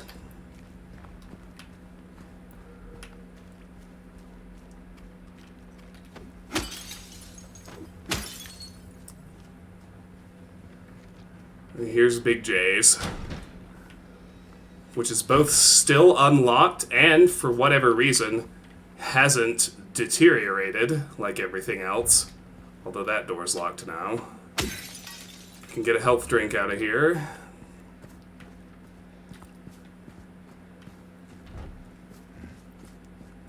I think that's it, but it's a nice little safe haven. After everything we've been through up to this point. I am the truth, just subscribed. Well, hello, thank you.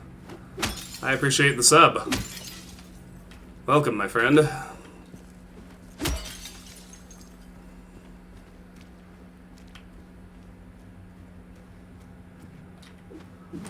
Anxiety.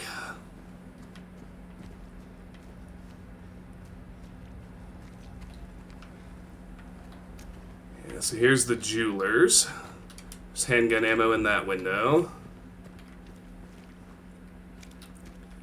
The police car has persistent window breakage. We never broke this one, and now they've added shotgun shells over there. Quiet Cocktails has a syringe outside. A we're hiring sign I think I didn't notice before. Handgun pickup in that window.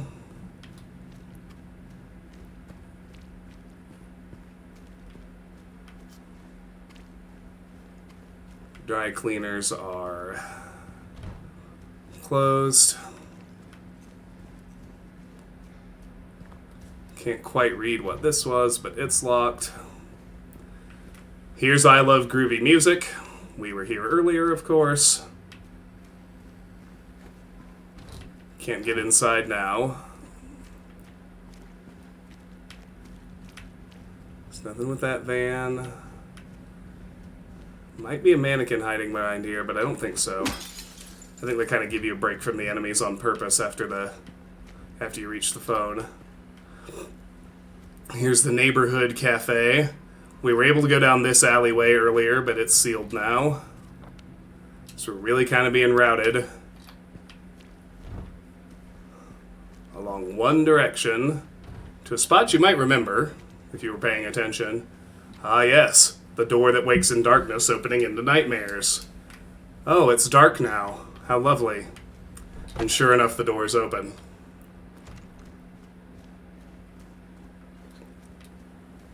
So we end up here.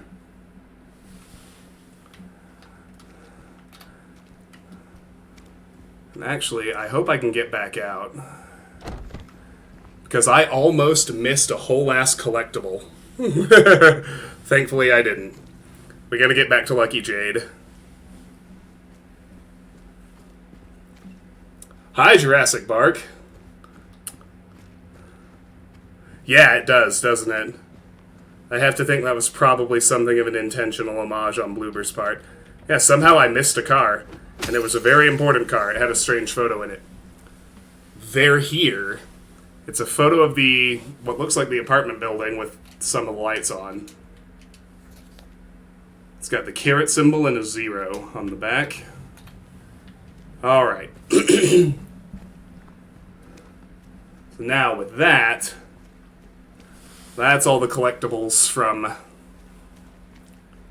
Otherworld Town. So now we can head through the door that wakes in darkness, opening into nightmares.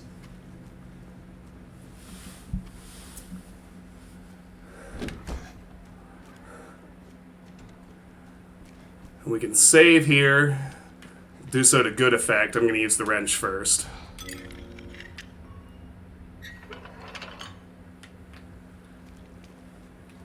So, I'm going to do a, save reload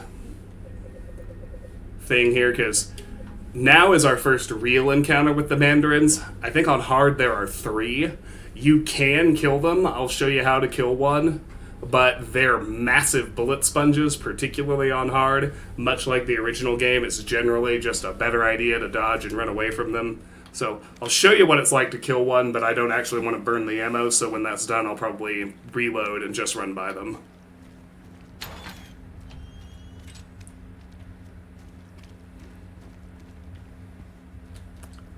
We end up in here, clear of the bolted gate, heading back to Rosewater. You can see the grates here. So here they come. I'm going to get the handgun out. Wait for him to slow down a bit. Because they do that stun thing.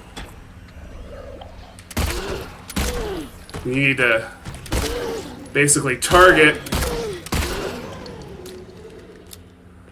where they're held onto the grate. And, actually, I'll take that. 7 bullets, kill 1, show you how it works.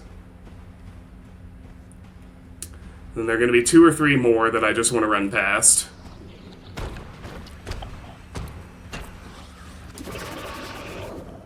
We got far enough away from it that the shout didn't really do anything to us, which is awesome. Alright, so there you go. I generally recommend running past the Mandarins, but I did pretty well with the one I fought, so there you go. Alright, and now we're back in the alleyway leading to Rosewater Park. No, there wasn't. That was just a scripted light flicker, trying to keep me afraid of the Mandarin. So I can't go south, which is where we originally exited Blue Creek Apartments. We can head north back into Rosewater Park.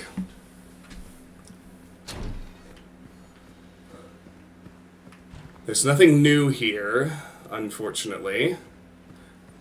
But that includes no new enemies as well, so, count your blessings. But a couple of things have changed. Namely, we cannot get to the waterfront anymore.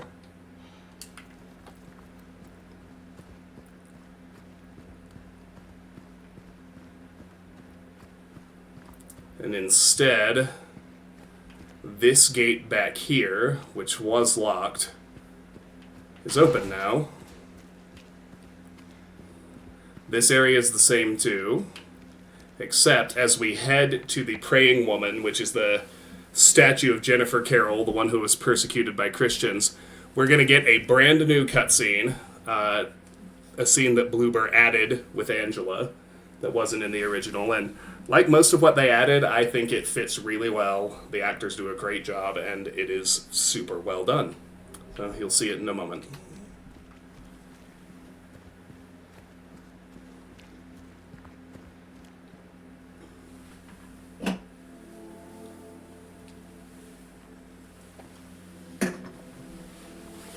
Hey. Are you feeling better? This place is different from what I remember. I guess things never really stay the same, do they?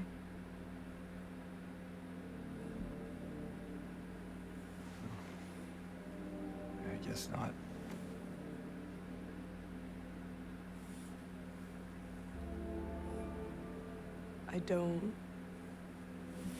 I don't think she's here anymore, James.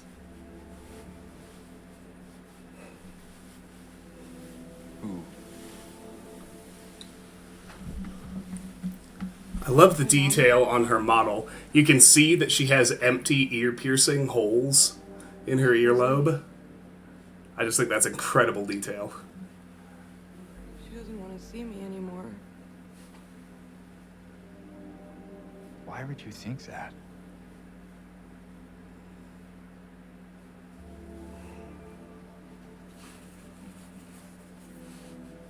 Anyway, I'm happy to see you. Happy to see me? Alive, I mean. Oh. Yeah.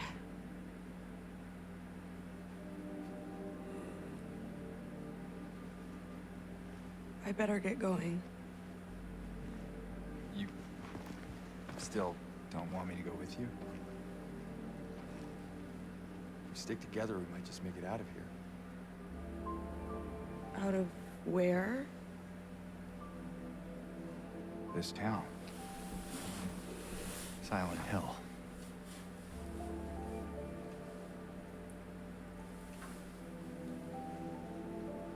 No, it's fine. Okay. Oh,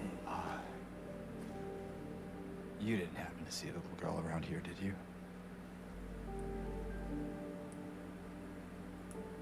A little girl? Yeah, Angela? Are you alright? Angela? No. Please.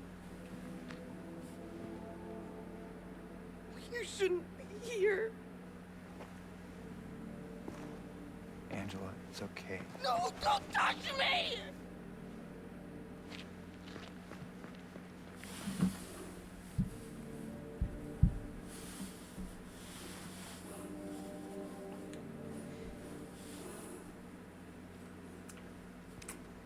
We get an autosave, and we've made it to the Praying Woman, so...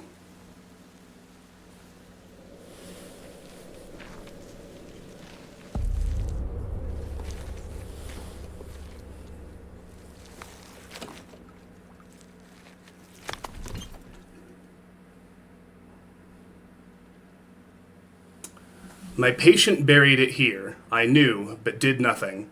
It made me uneasy to have such a thing near. I wasn't looking for the truth. I was looking for tranquility. I also saw that thing. I fled, but the old society was sealed. No one dares to approach that place. Now I offer you the key. If you still do not wish to stop, James, I pray to the Lord to have mercy on your eternal soul.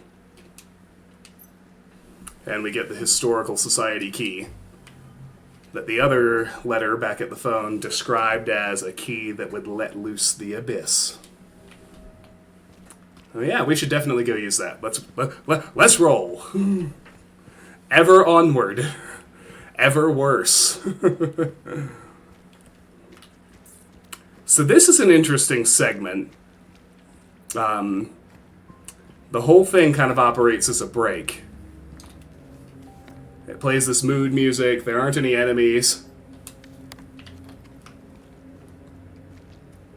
You can go back everywhere you went with Maria, but there's not really a point.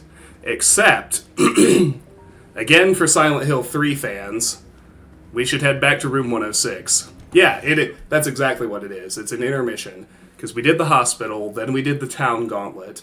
Now, before the Historical Society, which is where, once again, even relative to the Nightmare Hospital and the Nightmare Town, things, once again, ratchet worse. We do get a nice little intermission.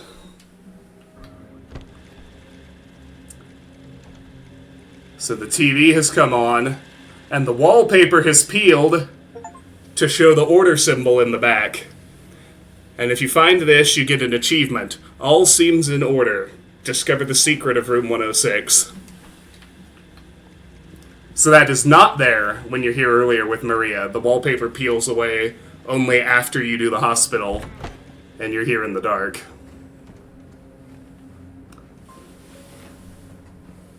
So that being said, that's really the only thing that we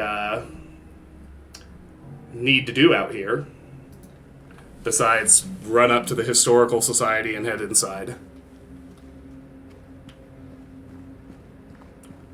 You can see the nothing here has changed except that it's gotten dark.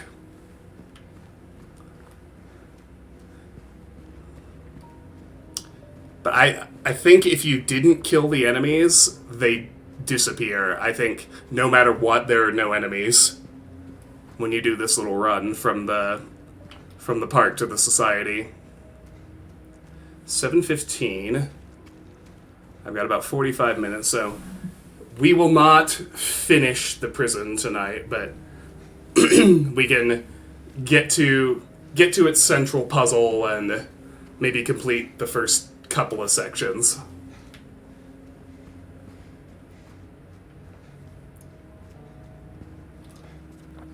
So, if you want to, you can go back into the bowling alley, you can save there, but nothing's really changed. So if you were thorough on your first pass, there's really no point.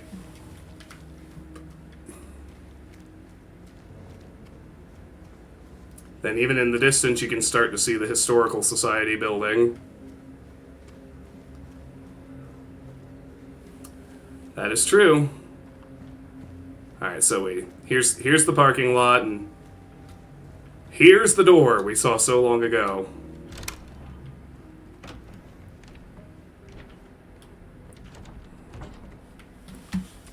Alright, we don't really have a map, we're just inside the society. Here's the front office, there's their coffee maker. There. Early PC. We will go ahead and save.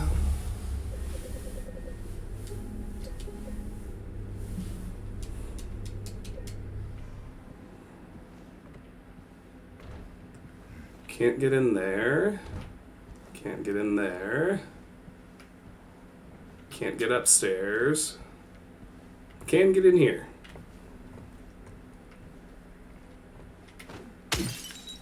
Weird stuff in here, but it's like a bottle there. There's a violin in there.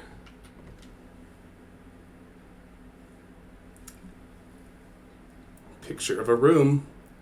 Kind of looks like a bed and a dresser in a giant attic, but I'm not certain. Handcuffs. Some kind of restraint. Wheel and a health drink. The Lady of the Light. The unveiling of one of 2 statues commemorating the local folk tale. So yeah, we saw that in Moonlight Grove with Maria.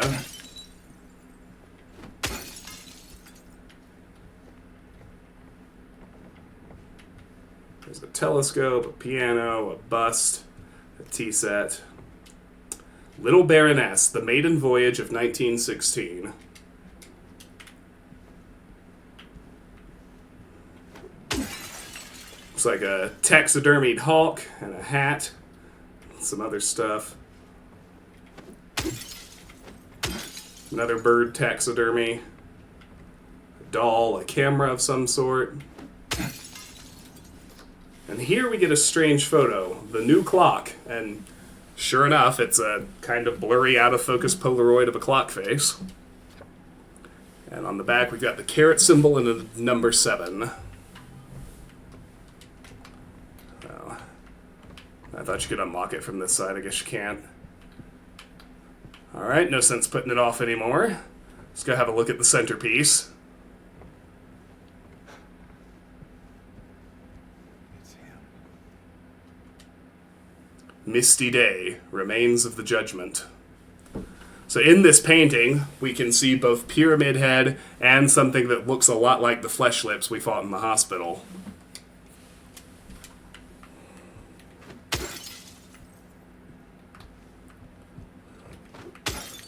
You know, these glass cases in here, I really thought there was at least one pickup in here. I think there is.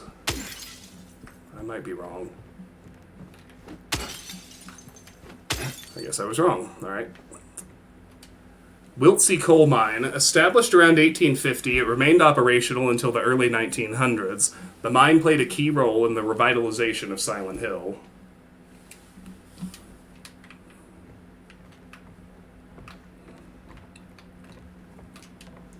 Title unknown, author unknown. It's a vaguely occult-looking goblet. Painting is missing, but we have a description. Waterfront landscape. Alan Smith, date of birth and death unknown. A depiction of the local area. The style indicates it was done sometime around the 1820s, when the region was far less populated with sparse infrastructure.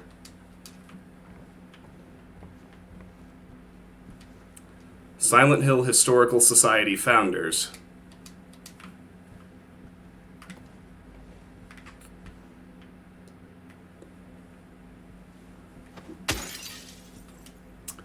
Among the local legends is that of the Lady of the Light. The story tells of a woman who was accused and found guilty of witchcraft.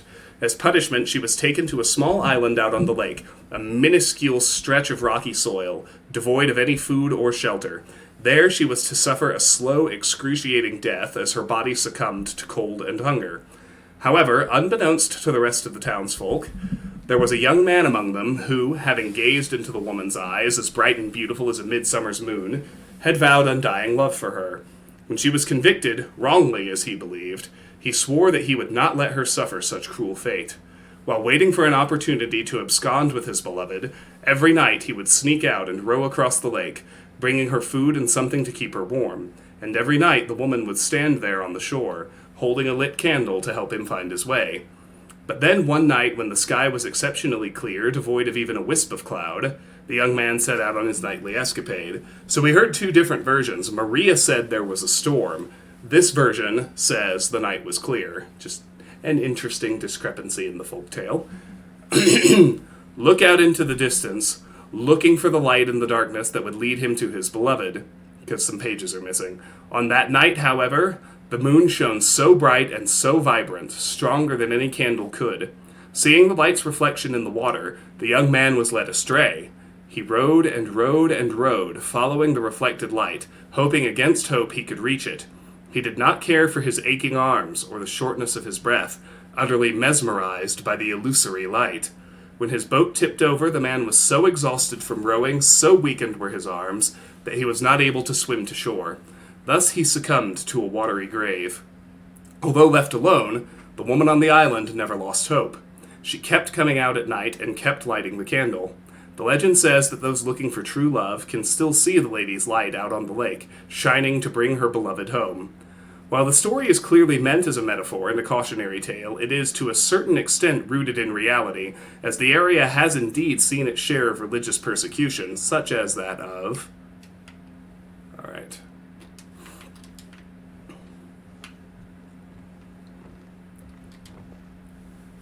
And there's a weird photo of a very deep hole.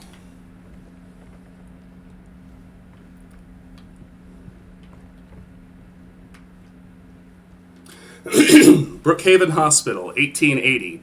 The hospital was built in response to a great plague that followed a wave of immigration to the area. Originally, it was little more than a shack, but has since expanded into a fully fledged medical establishment.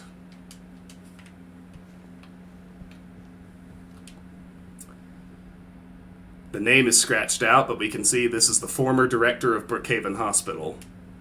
Yeah, name scratched over, illegible. And then the staircase.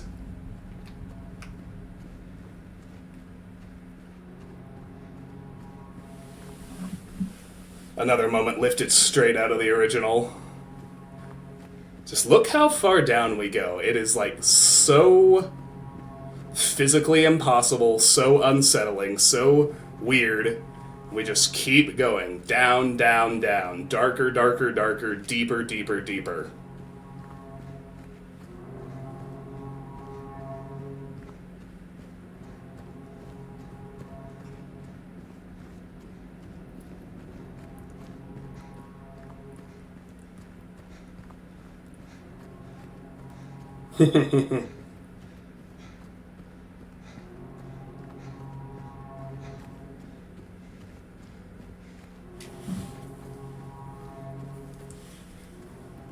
And you do hit that lovely moment where if you turn around and look back up, you absolutely cannot see the light from where you started.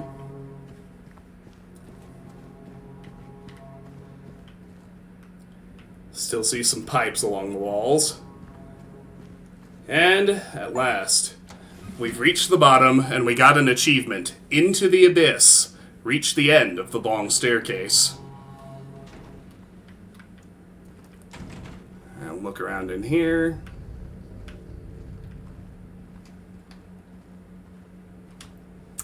Toluca Prison, September 11th, 1820. Prisoner number C221.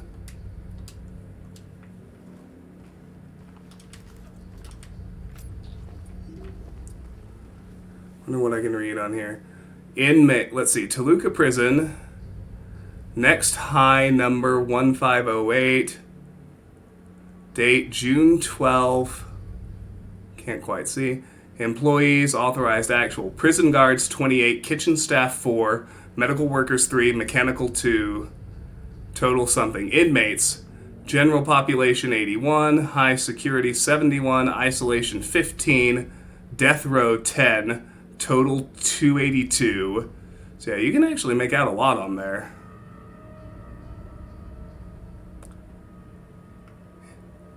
Yeah, and I think it's worth noting, it says the maximum number of inmates is 238, but it says there are 282 currently housed.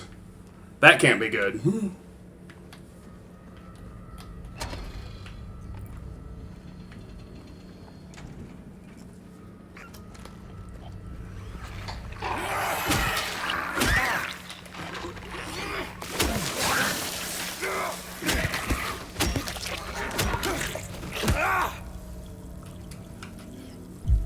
Well, that certainly could have gone better. I do have over 30 health drinks, so I'm not that worried.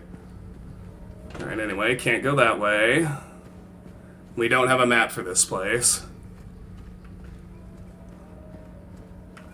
If I go left, it's a dead end. That leaves right. Some handgun ammo in here. Toluca Prison Camp. Built in 1862, the camp was used to house prisoners during the American Civil War, converted into Toluca Prison in 1866.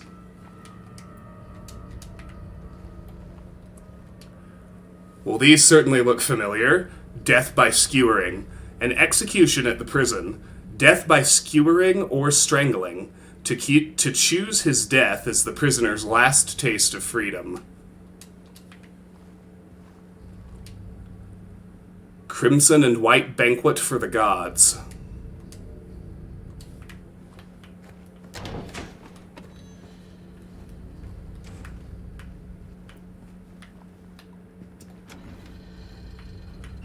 And wouldn't you know it, it's the hole we saw a picture of upstairs.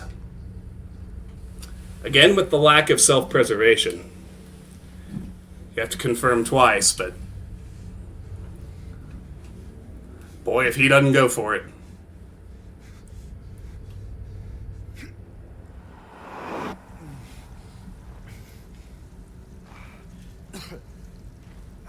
Think about how deep underground we'd have to be at this point.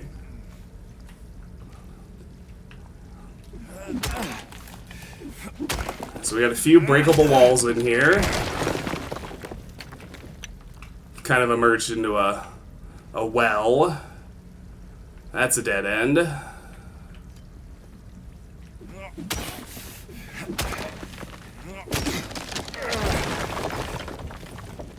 That's a dead end. Thankfully, we have yet another option.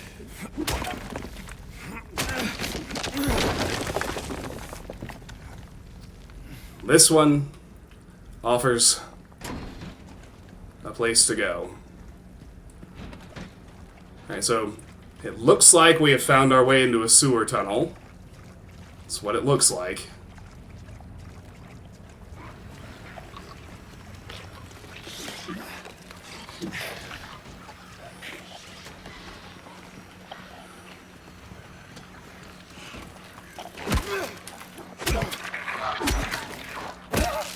They would have one of those underwater. Anyway, we still don't have a map, so we kind of have to just mentally make sure we explore everything. There's not a lot of branching pathways here, thankfully.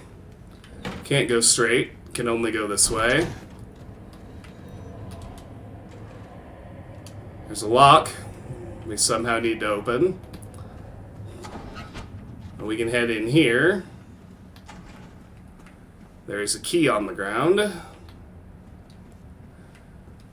So, just so I can be prepared, because I don't want to take unnecessary damage. As soon as I pick up this key, the door is going to lock, the keypad next to it is going to light up, and the room is going to fill with bugs. Most of the bugs will be harmless, but at any given time there will be 3 dangerous creepers that can hurt you. And there are, unlike most places in the game, until you solve the keypad puzzle, the creepers infinitely respawn. And the way to solve the keypad puzzle is pretty simple when we look at it. There are going to be 3 keys that basically have a lot less dirt on them, indicating they're the ones that have been used. And with the 3 digits of the code, we then just kind of have to guess out of the permutations of those 3 digits what the code might actually be. But it's not that hard to do. You just want to move fast so the bugs don't chew you up too bad. Let's pick up the key and get going. Spiral writing key.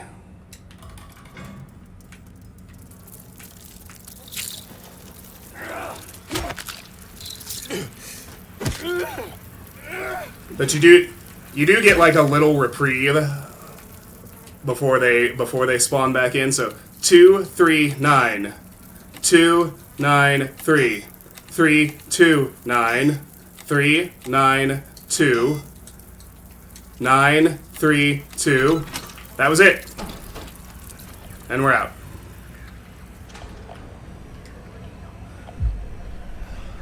I'm going to go ahead and heal just because that combined a lying figure hit and the bug. Spiral writing key. Ha! So we can't actually like physically read it with the rotation, but examining it is important because it says, the cylinder is engraved with the text, "'Tis doubt which leadeth thee to purgatory."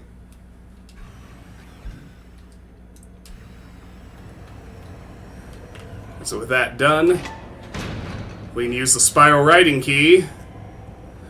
Oh boy, he's gonna do it again. James. Alright, Karis, so if that was 100 meters, where do you think we are now?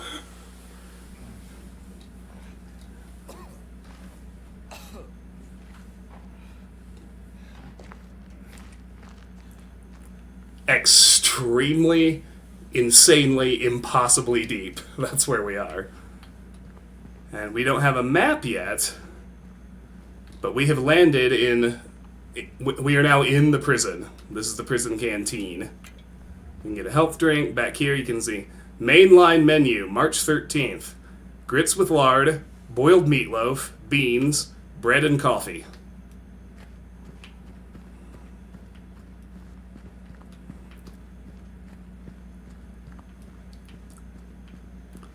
So we're about to have a redone, a brilliantly redone version of a brilliant original cutscene. This was in the original game. They've adjusted the dialogue somewhat. They've really modernized it. I think this version works quite a bit better. But we have an excellent scene with Eddie coming up. A major, major, major shift in his character at this point, too. So we see a dead body over there. We get an autosave. Let's check the tables on the way. Let's not just beeline. So as it goes way back here is our next glimpse of the past. So in the original game, this was the Tablet of the Gluttonous Pig, one of the 3 key items you needed to solve the central puzzle.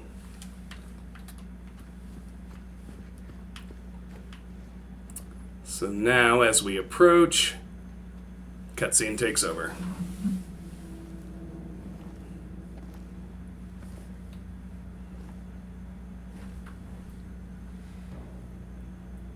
Notice the table is frozen, but only in that spot. Deal.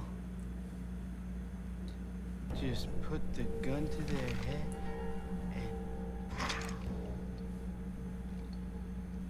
and... Eddie? Oh, hi, James. What happened here? Who was that? I don't know. It just came at me. Okay. So he attacked you. And you shot him. Yeah. Yeah, that's right. He made me do it. Okay, calm down, Eddie. Any idea why he would do that? I don't know. He came out of nowhere. Tried sneaking up on me in the dark. I heard footsteps, so I turned back and he was right there. And you could tell that he wanted to hurt you. Well, yeah, I mean, the way he looked at me, I just had to do it. He looked at you. I thought you said he came at you. Yeah, I mean, I could see it in his eyes. His eyes. He kept looking at me, making fun of me. I told him not to, but he didn't listen. Eddie, you can't just kill someone because of the way they looked at you.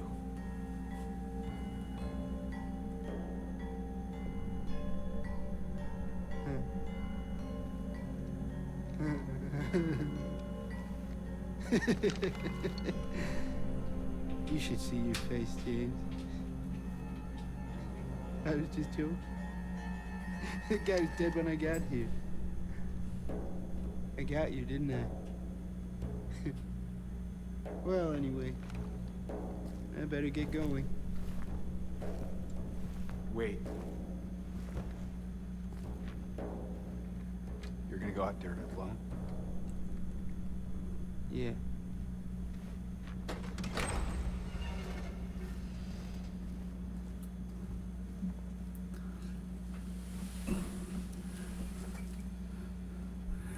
Eddie never managed to be remotely that creepy on PS2 graphics. Like, Bloober and the actor just did a phenomenal job. Like, I find him so unsettling in that entire cutscene.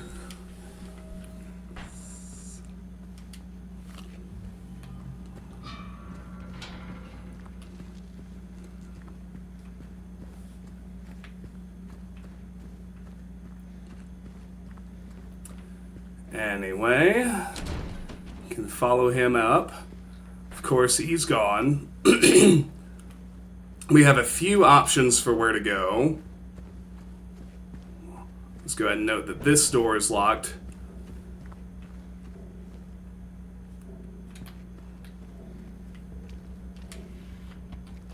We'll ground in here and we get our first rifle rounds.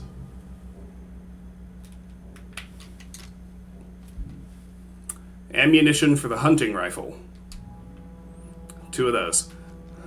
So the rifle, as you might have guessed, is the most powerful but most unwieldy weapon in the game. This is really strange. What these masks are doing in a prison, who knows? Over here we get the prison maps. There are a lot of them. The Toluca Prison first floor map, main section. The Toluca Prison second floor map. The Toluca Prison third floor map. But hold on. The Toluca Prison lower levels map.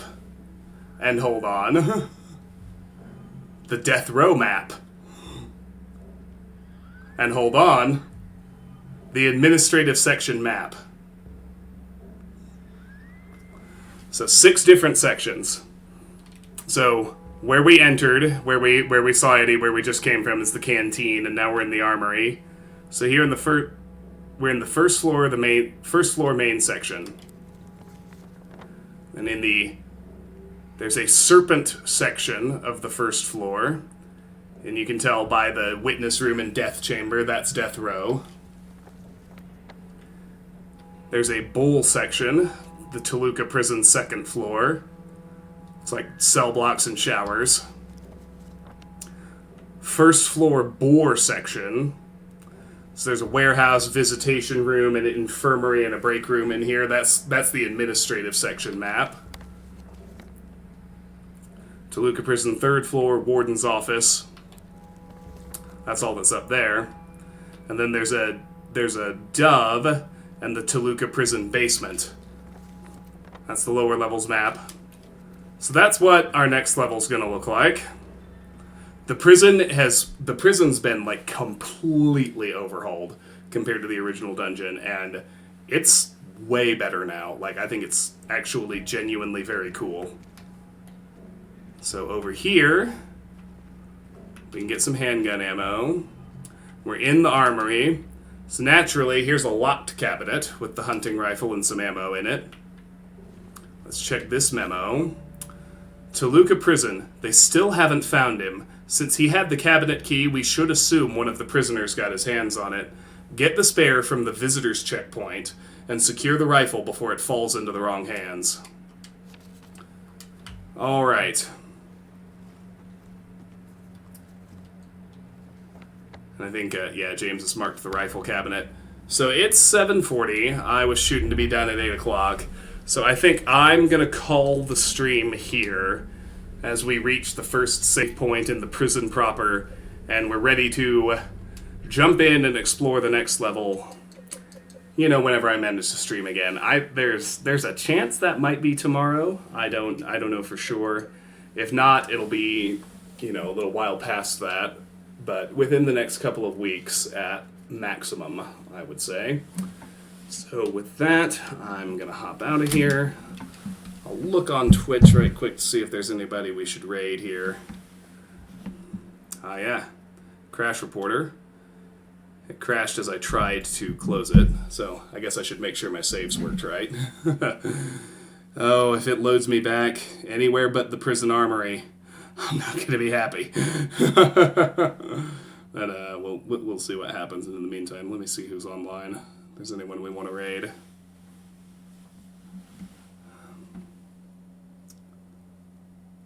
I'm gonna say...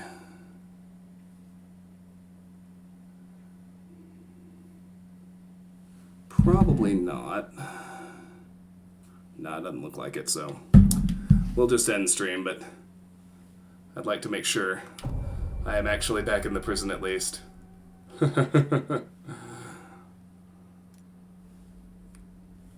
Long as I pop up in the prison armory, I'm a happy camper, and it's time to end for the night.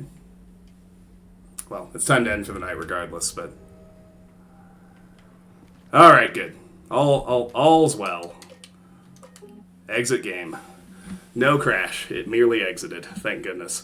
Alright, let me just pull up my Steam window so we can see how we're doing on achievements. We're at 17 out of 43 right now. So yeah, earlier today we got Otherworldly for getting into Blue Creek. And then we got, in this current session, yeah, we got Otherworldly, Blunt Force Trauma, kill 75 enemies with melee weapons. Past, make your way out of Blue Creek Apartments. Uncanny, meet Maria. Leftovers, find the pizza in Pete's Bolorama. Admitted, reach Brookhaven Hospital. Nightmare Fuel, defeat the Flesh Lip. Merciless, finish off 50 enemies with a stomp attack. Alone Again, survive the chase in Brookhaven Hospital.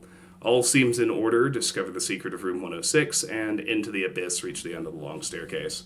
Alright, that's going to do it for me for tonight. Earliest I'll be back is tomorrow. That's a possibility, not a certainty.